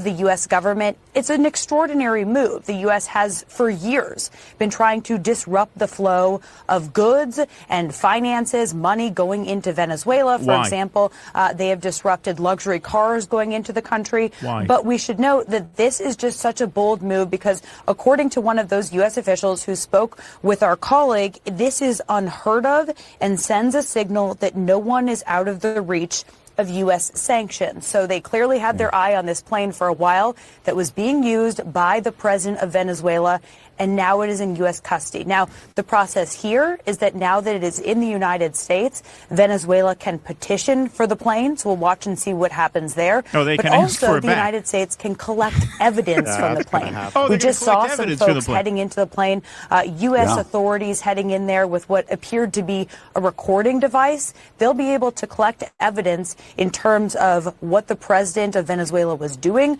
potentially on that plane. We'll watch and see how this all unfolds. Well, watch and see. So what's astounding about that is that it just assumes that we have the right to do this. And it says, as a matter of fact, we've been trying to disrupt the flow of goods and revenue into Venezuela for years. And this just shows no one is beyond the reach of U.S. sanctions. This just proves that if you have oil under your ground, we will fuck with you until you give it to us. We will roust you until you give it to us. Of what business is it of ours to snuff around their Air Force One for evidence of what? What is our jurisdiction what here? did Venezuela do to us? What did they do? Why is this our problem? Why are they within our jurisdiction? Why do we get to investigate a foreign leader for corruption? What does this have to do with us at all, except for the fact that they have resources that we want cheap? And when a leader south of the border doesn't give us their resources cheap and turn their country into a plantation for the United States, we fuck with them in this way. And even by those standards, this, as CNN says, is unprecedented. This is a radical step, even by American standards. Now, they're saying the very purchase of this plane was in violation of U.S. sanctions. Well, that's like saying, why do we have sanctions? Right. That's like saying, like why were they not allowed to buy this plane in the first place? Why? Because we don't like the way they run their government? Saudi Arabia is our ally. Israel, recent examples been in the news lately, is our ally. You think we care about that? Or you think we care about the oil? They don't make mention of this. This just assumes that, we are going to investigate what's on this plane, and they're going to have to ask nicely to get the plane back. It just assumes that we have the right to just treat another foreign leader as if they're a store owner in like Little Italy 1922, where the mafia comes up and says, hey, what's yours is ours, or else we're going to have a problem. That's the subtext of this. It's no different whatsoever. Well, if you are drinking the corporate media Kool-Aid, and you get into how they understand foreign policy, we are the good guys. Ultimately, we're trying to do right. And sometimes, because it's a complicated world, we accidentally do the wrong thing, but we don't mean to.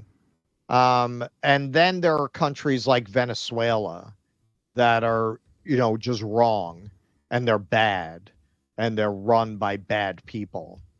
And gosh darn it, we have to do something about it. You know what it is? And it's very funny because the people who absorb these narratives also tend to be very woke. It's the white man's burden vision of the world, really. It's our responsibility. And we don't want this burden of civilizing other people and trying to protect their people from their corrupt governments. Gosh darn it, we're the world's only remaining superpower. And if we don't, who will? And as you point out, Saudi Arabia is our ally. If you want to even accept the premise that with Israel you have the fig leaf of the claim of it being a democratic country, even if you want to accept that, okay, so take Israel off the table. All right, so what about Saudi Arabia? What about the UAE? We have many allies that are deeply corrupt, that have no tradition of human rights. We arm these countries. We sell them weapons. Under Hillary's State Department, weapons sales to these countries went up because they had a whole backdoor bribery system through the Clinton Foundation. They would funnel money into the Clinton Foundation, and our State Department, lo and behold, would approve these arms sales, including to Saudi Arabia. So clearly that's not what it's about. So what is it about? Well, you got a country. If they had no oil, we wouldn't give a shit what goes on in Venezuela. They have oil. What is it? The world's largest proven reserves, right? Even more than Saudi Arabia in Venezuela. That's what this is all about. But you look at the average brainwashed American, and they actually think that this is about government corruption, which, hey, just if you stop for 1 second to think about it, let's say Venezuela is the most corrupt country in the history of governmental corruption. How is that our business? Right. Right. Of course. Why are we involved? Why are we seizing presidential planes? What does that have to do with us? Yeah. Now, look, before we wrap this segment, we do have to give Joe Biden some credit because he did this, that he made this very bold move, knowing full well that his vice president and candidate for the presidency this November is an avowed communist. Don't forget, Donald Trump says Kamala Harris is a communist, and what he says goes. So it is an especially bold move when your VP is a communist who is sympathetic to communism and sympathetic to Nicolas Maduro. So he really went out on a limb there and took that action. All right, he's a poet warrior in the classic sense.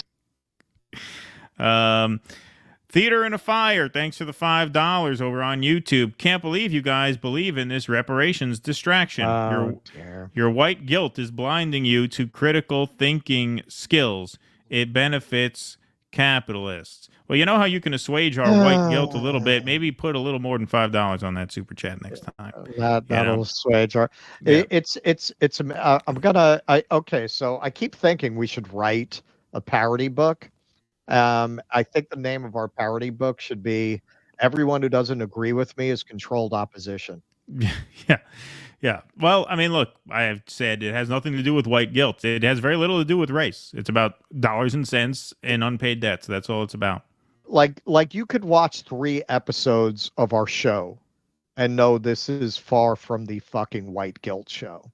Yeah. So why don't you consider, given that we are not coming from that perspective, hey man, maybe there's more to this than you thought about if a couple of guys who are very skeptical of knee-jerk racial ideologies, of intersectionalism, that anti-racism.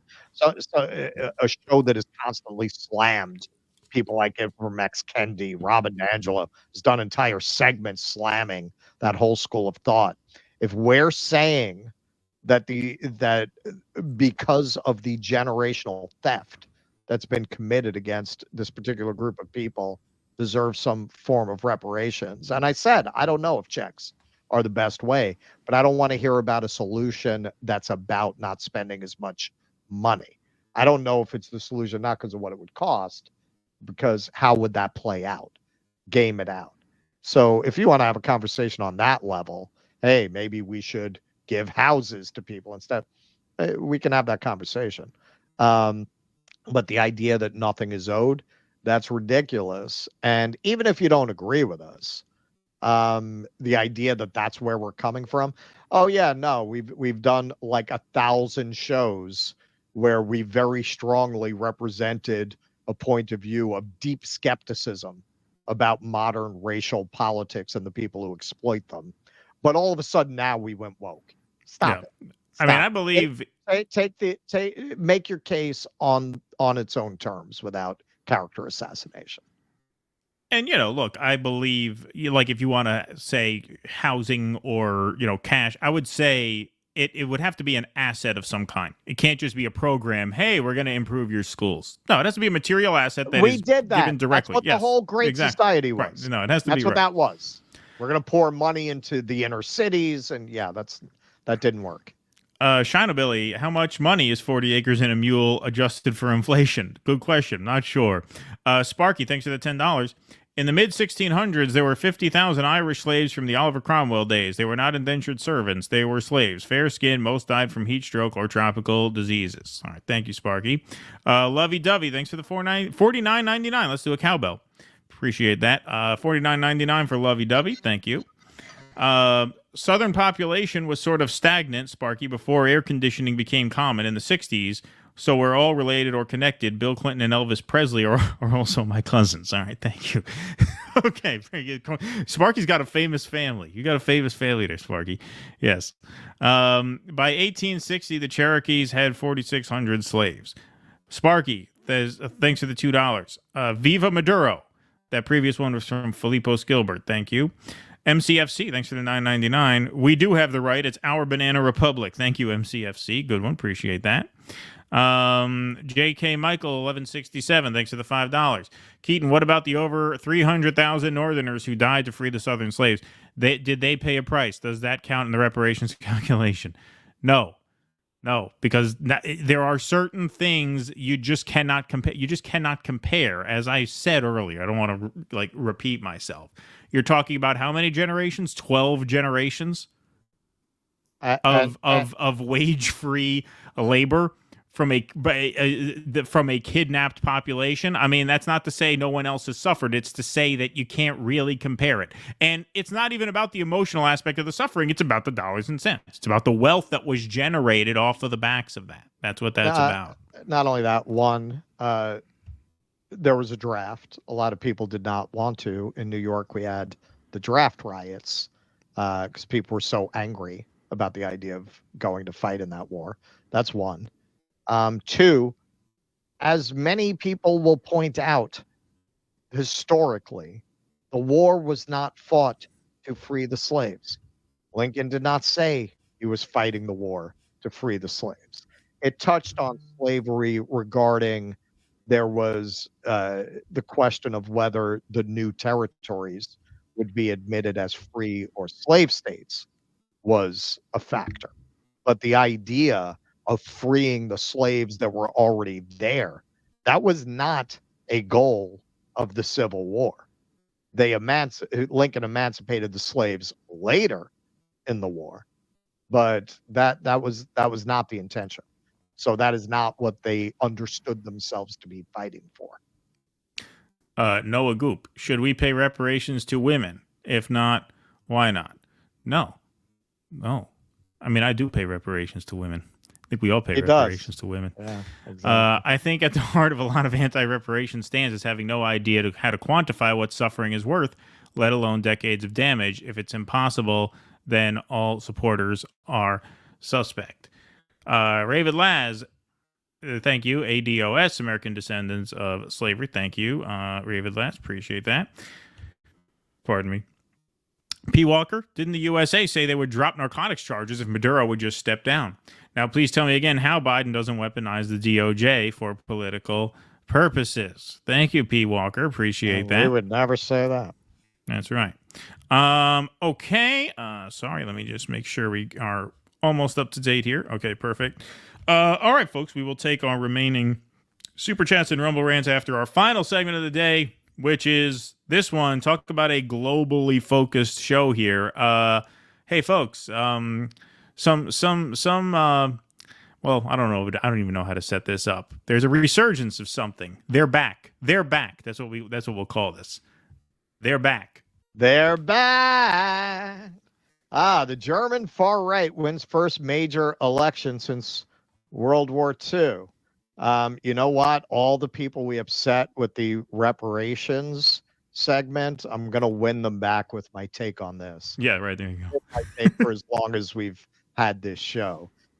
Until the left finds a way to address people's feelings about huge numbers of people from other countries, cultures, speaking other languages being put into their communities other than you're a racist if that bothers you, you're going to empower right-wing elements who have their own answers to those questions, and you're not going to like them, right, Keaton? I've been saying that the whole time we've had the show. Of course. Before this show was really a show, when it was a hobby that once in a while we dropped on if we felt like it. And here we are. Here we are. Germany's far right claimed its biggest electoral success since World War II, winning a regional vote in the east of the country Sunday, according to the preliminary result. The triumph of the anti-immigrant Alternative for Germany in a region that was under communist control during the Cold War is a huge blow to Germany's political center, especially for the three parties of the ruling coalition of Chancellor Olaf Scholz, which suffered significant losses. The AfD came in first in the state of Thuringia with close to 33% of the vote, a result that will prompt much soul-searching as to how the center failed to stop the electoral reemergence of the far right, despite the AfD's growing extremism. Quote, "For us, it's a historic success," said Alice Weidel, one of the AfD's national leaders. We're back, bitches. We actually have some sound from the election night party. You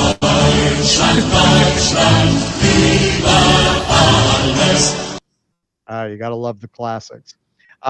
In the more populous state of Saxony, the center-right Christian Democratic Union appears to have staved off the far right by finishing first with around 32% of the vote, with the AfD trailing close behind.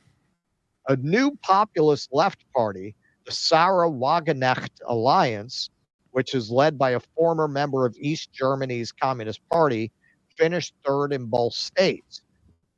We covered her. She gave a few very interesting speeches a while ago. Yes. We covered her a couple different times. There was that whole interview she did with Greenwald, which was fascinating, and then she spoke at one of the anti-war marches, the anti-Ukraine war marches. That was very good. Yeah, she's a fascinating person. We would need a translator, but we would love to have her on the show if we could arrange that. She is. The article gets into this a little bit. She is following that advice of not dismissing concerns about that kind of enormous immigrant population being brought into the country. She's not dismissing that as an irrational concern, while at the same time, unlike the AfD, supporting traditionally left economic policies. Right. As we have learned, particularly from Tusker, but also from other communist friends, the idea that all of the communists are insensitive to these kinds of issues, that's false. That is not the case. All right, so did we finish that? Yeah, that's a repeat. Okay. All right. So in Thuringia here, we could see they compared the 2019 to the 2024 results. So 23.4% for the AfD in 2019 and 32.8% in this election. So they've gained quite a lot of ground. Now, this is in Saxony where, look, the party that did win is also a right-wing party. The Christian Democratic Union, I believe it is. They won not by much, and it is still the conservatives who won. And if you look at who came in third, it is the communist. This is center-left Social Democratic Party, the Greens, and the fiscally conservative Free Democratic Party took significant losses in the Sunday ballots. In Thuringia, for example, the Greens and the FDP appear to have both crashed out of the state parliament after failing to meet the 5% threshold necessary to gain seats. While the SPD lost less ground in the elections, its result was still dismal. The party has already lost much of its relevance in Germany's east and is coming off its worst performance in a nationwide election for more than a century in June's European election. For the SPD, this is not an evening to cheer, said Kevin Kunert, the party's general secretary. That was my McBain. Yeah, that was pretty good.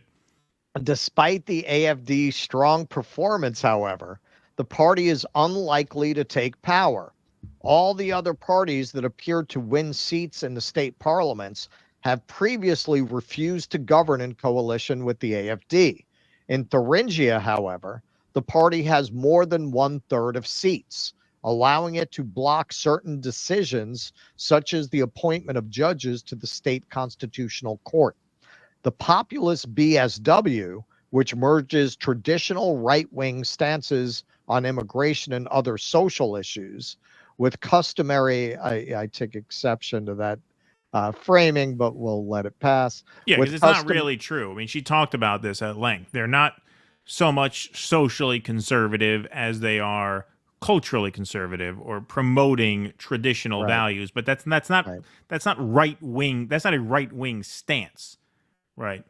It's just a promotion of a certain traditional value so as to cast as broad a net as possible while not encroaching upon the liberties of people. Right, not like anti-abortion or anything like that, but yeah. So there's a distinction there.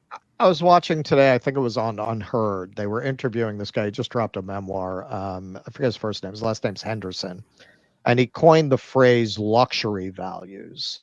And this guy came up rough in foster care, so it gave him a certain perspective. And yeah, I mean that's an argument that I've made as well. Like a lot of these values about breaking down the family.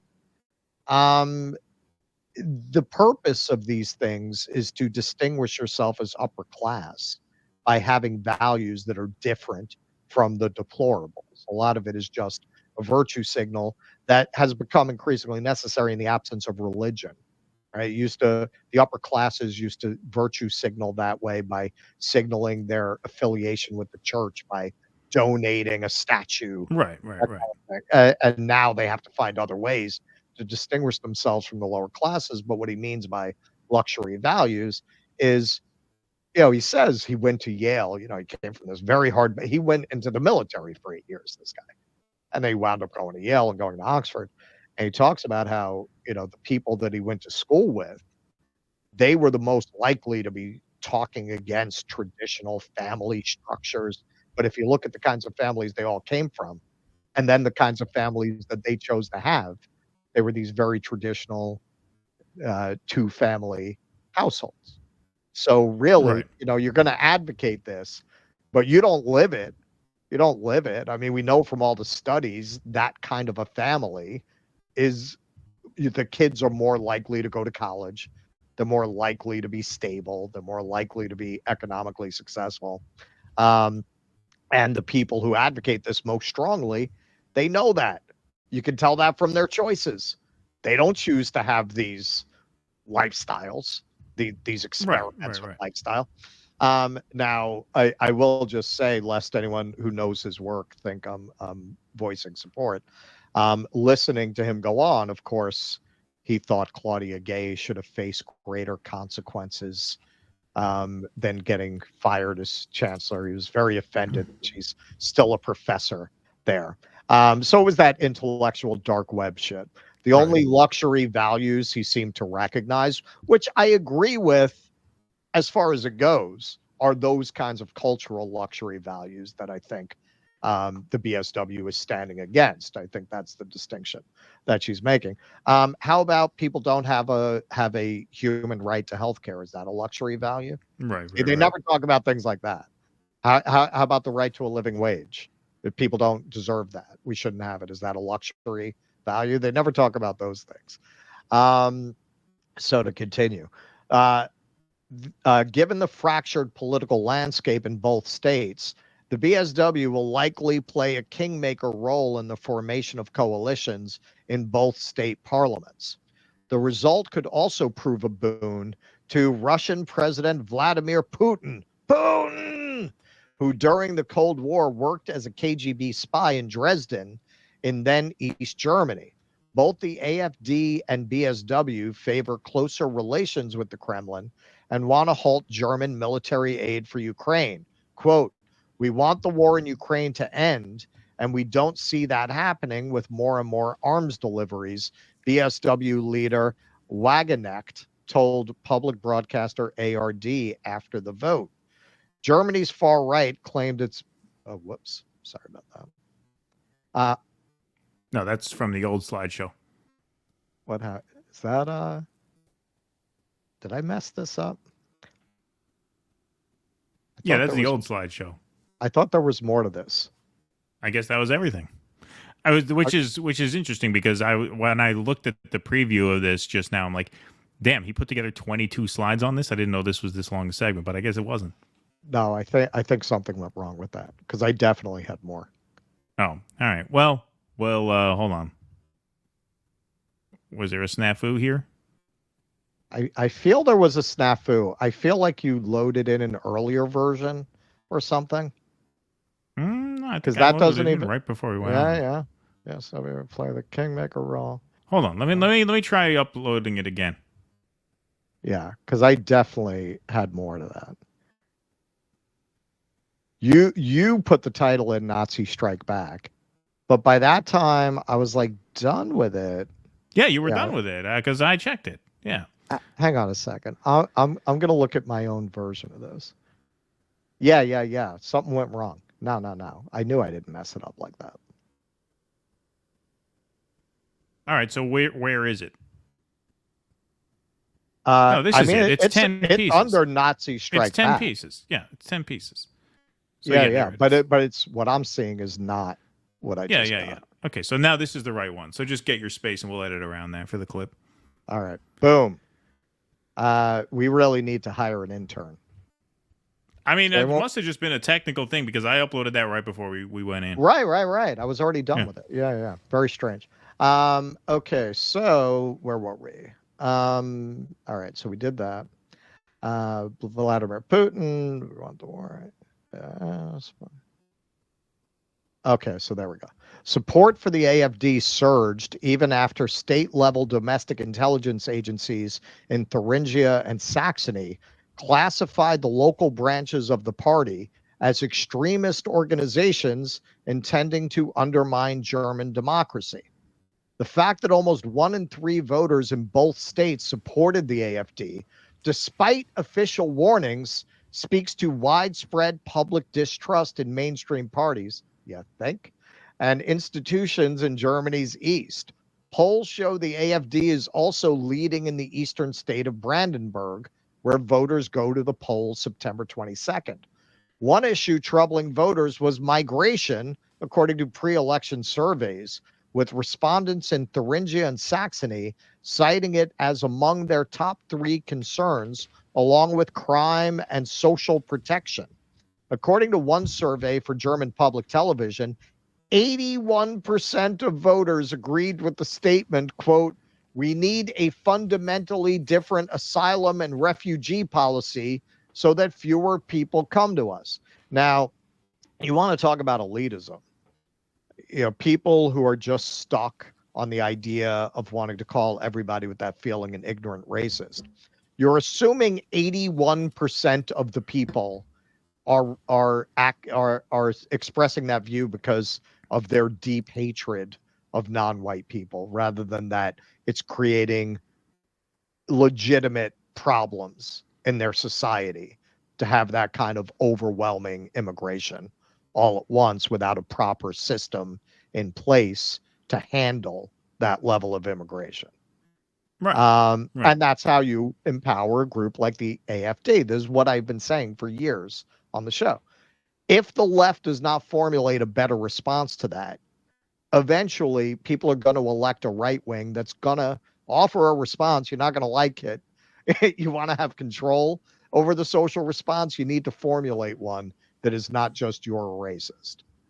The Sunday voting followed a deadly knife attack several days earlier in the western German city of Solingen, which reanimated a charged national debate on immigration and crime. The suspect, a Syrian man suspected of being a member of the Islamic State, is accused of killing 3 people and injuring several more. The AFD's gains were especially massive among young voters in both states, according to initial survey data. And that's something we're seeing here too, although there's a gender divide. Gen Z boys are going right wing and the girls are becoming more liberal. I don't know if they have a gender breakdown here. They don't mention it.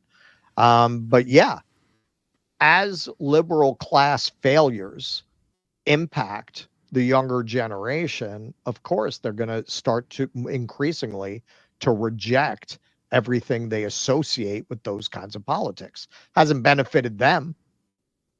No, not only has it not benefited them, but like in an American context, and I'm sure this is true. I mean, this has got to be true in a British context. Germany, I'm much less familiar with. They seem to have more viable parties than we do here, obviously. They have other places So, to go. yeah, so that makes it a little bit more complicated.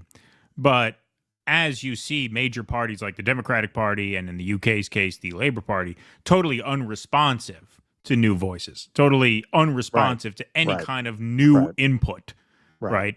Then, yeah, they're going to go to where they feel they can have an input because look at how, for better or worse, right? Whether you think it's for better or worse, look at how the Republican Party has changed in the past 10 years. Went from being the party of Mitt Romney to the party of Donald Trump. Now, you can argue whether that's good or bad, but you can't argue that's a very, very different looking party now than it was 10 years ago. The Democrats look exactly the same. Exactly the same. From Hillary Clinton to Joe Biden to Kamala Harris, right? Exactly the same. Well, they're George Bush Republicans, which they were under Hillary, as you say. They were really under Bush, and too. they were under Obama. And they really were under Bush, too, a lot of them. Sure. Right? That's why John Kerry was the nominee. That's why, that's why they all voted for the Iraq War. Yeah, exactly.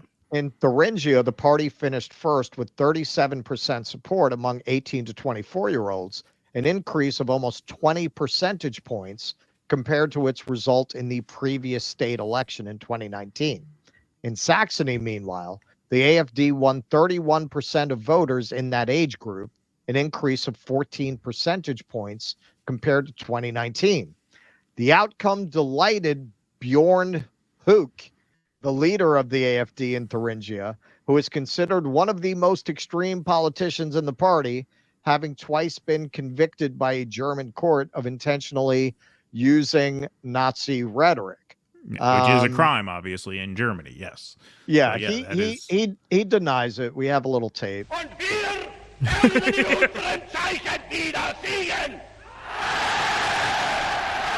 I mean, I don't know. We need a German to translate that for us. I mean, he sounded like he meant it, whatever he was saying there. I am more than happy, Hoke said, of the result on public television. The outcome, he added, fills me with great pride and satisfaction. So there you go. Nazis making a comeback. Good job, libs. Good job. Doing a good job there, reinvigorating the worst elements of the far right. Now I made a joke there, but I did look into whether this accusation was trumped up or whether it was. Yeah, no, he was using the phrase "everything for Germany," which was an SA stormtrooper slogan. They had that engraved in their knives, and then he claimed he didn't realize that, but he was a history teacher in his previous life, so there's no way he didn't know that.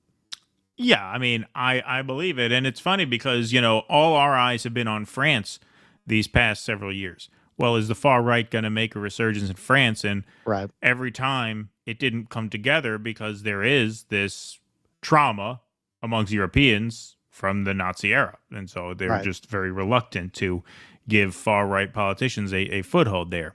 Well, turns out Germany did it. Took her eye off the ball there a little bit. Well, let me just say, from my experience dealing with Germans in Europe, you have to push those people pretty fucking far to get them to vote for a party, one of whose leaders is clearly a Nazi. Oh, yeah. Yeah. No, I mean, that is definitely an ominous sign. Definitely an ominous sign. And this happens as material conditions break down.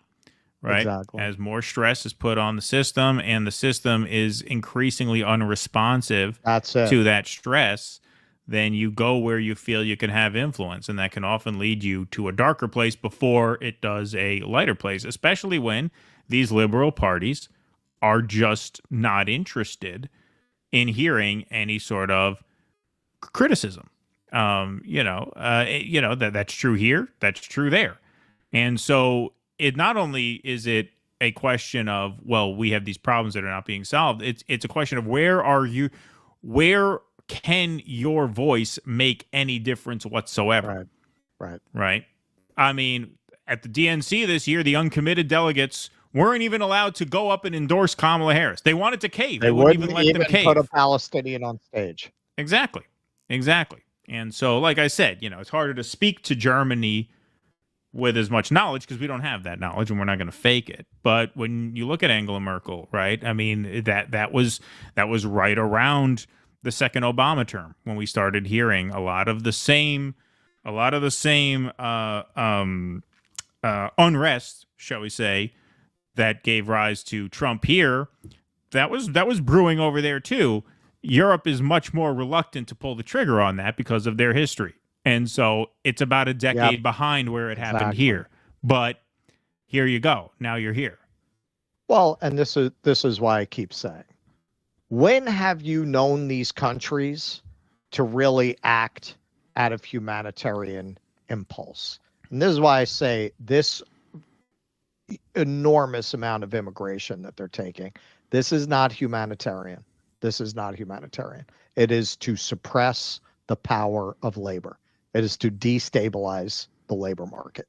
There is absolutely no way that these Western countries facing widespread unrest in their populations would just decide, you know what, let's take in millions of immigrants out of the goodness of their heart. Let's give them benefits. Let's put them in hotels. There's that. When have you ever known these nations to act with that level of humanitarian benevolence?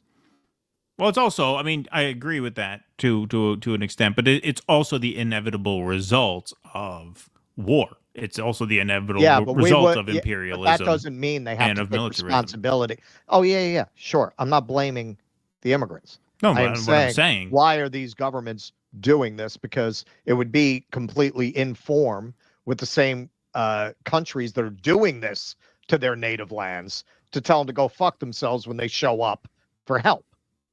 Well, yeah. I mean, that is certainly, yes, I understand what you're saying. I mean, that is certainly an impact of that they are welcoming rather than resisting, and that's what makes Trump's policy coherent on the one hand, because it is addressing his own population, incoherent on the other hand, because where are these people going to go? They're going to go somewhere.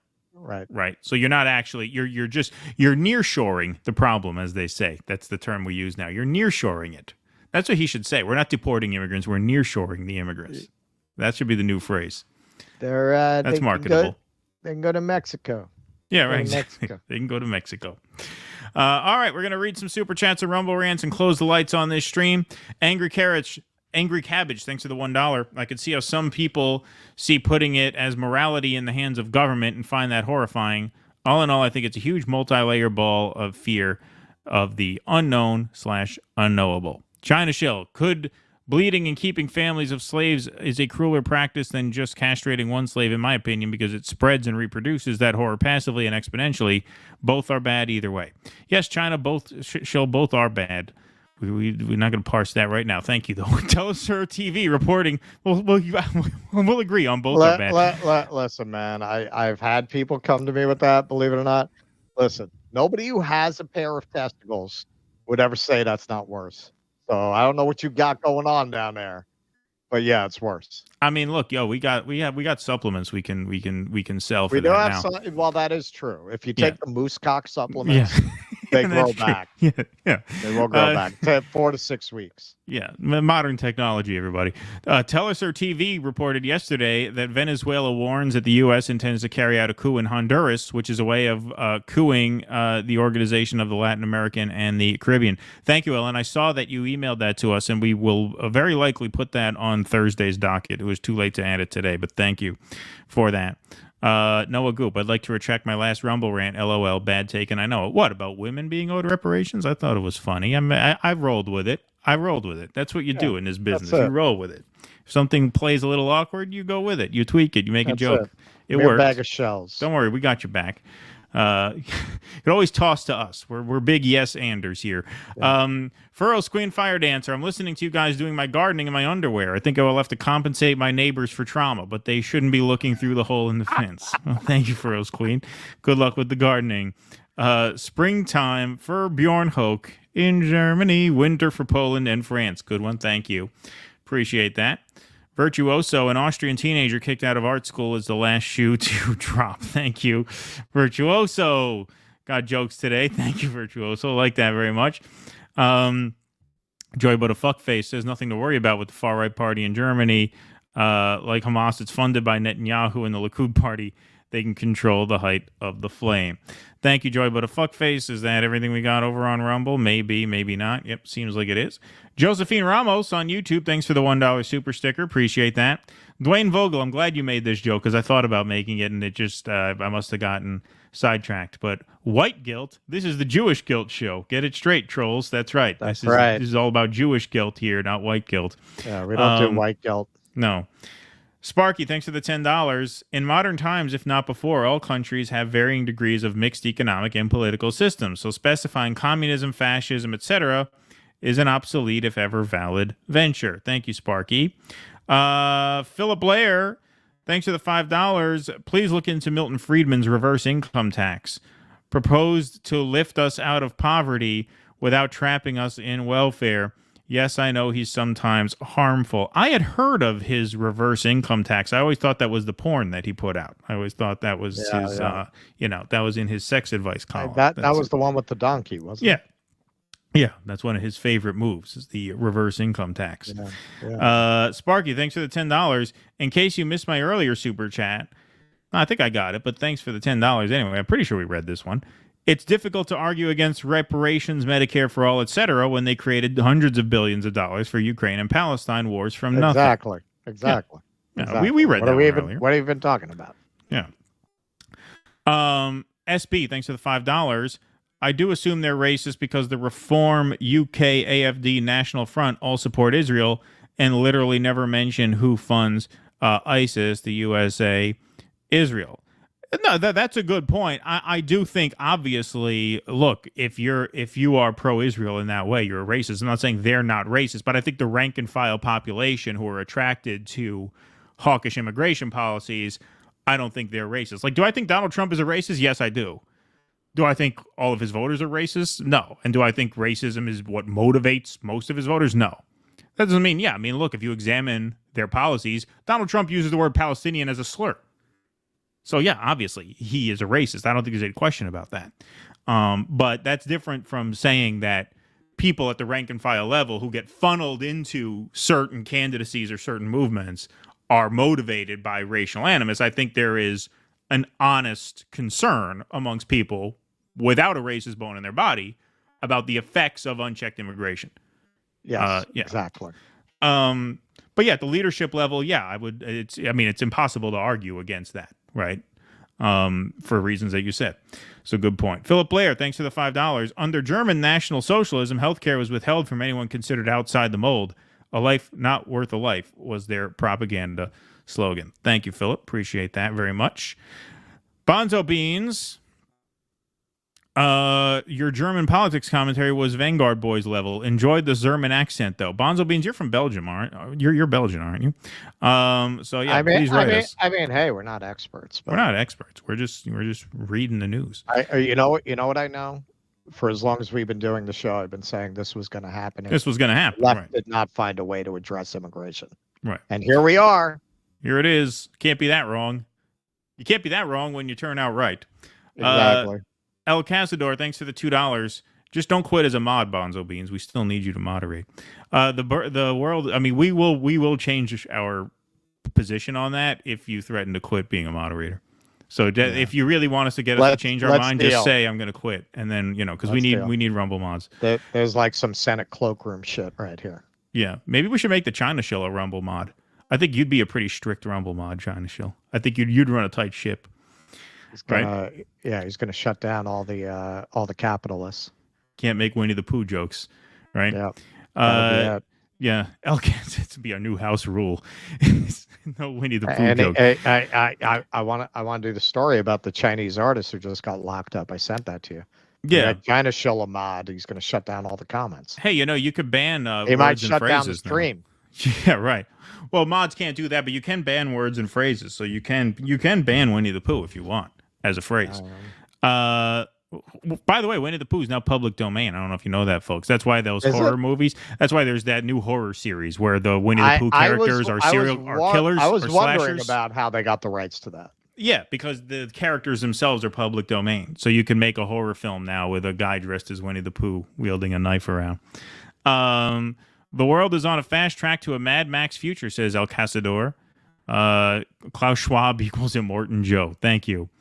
As a cockhaver, as a system is less cruel, but fair point. All right. Thank you, China Shill. Appreciate that. All right. Here we go. That's everything. Is that everything? I believe that's everything. All righty, folks. Ran a little long today, but this was a fun one. We appreciate you all. We will be back Thursday for the morning show. Thursday morning, 9 a.m. Eastern. We appreciate you all being here. Please hit that like button on the way out. Hit that subscribe button on the way out if you're watching on YouTube. Hit that follow button if you're watching on Rumble. Thank you to the YouTubers and to the Rumblers. We appreciate you all very much for being here today. We will see you back here Thursday morning, bright and early, 9 a.m. for some morning dew. Until then, be safe and be well. Courage! Please clap.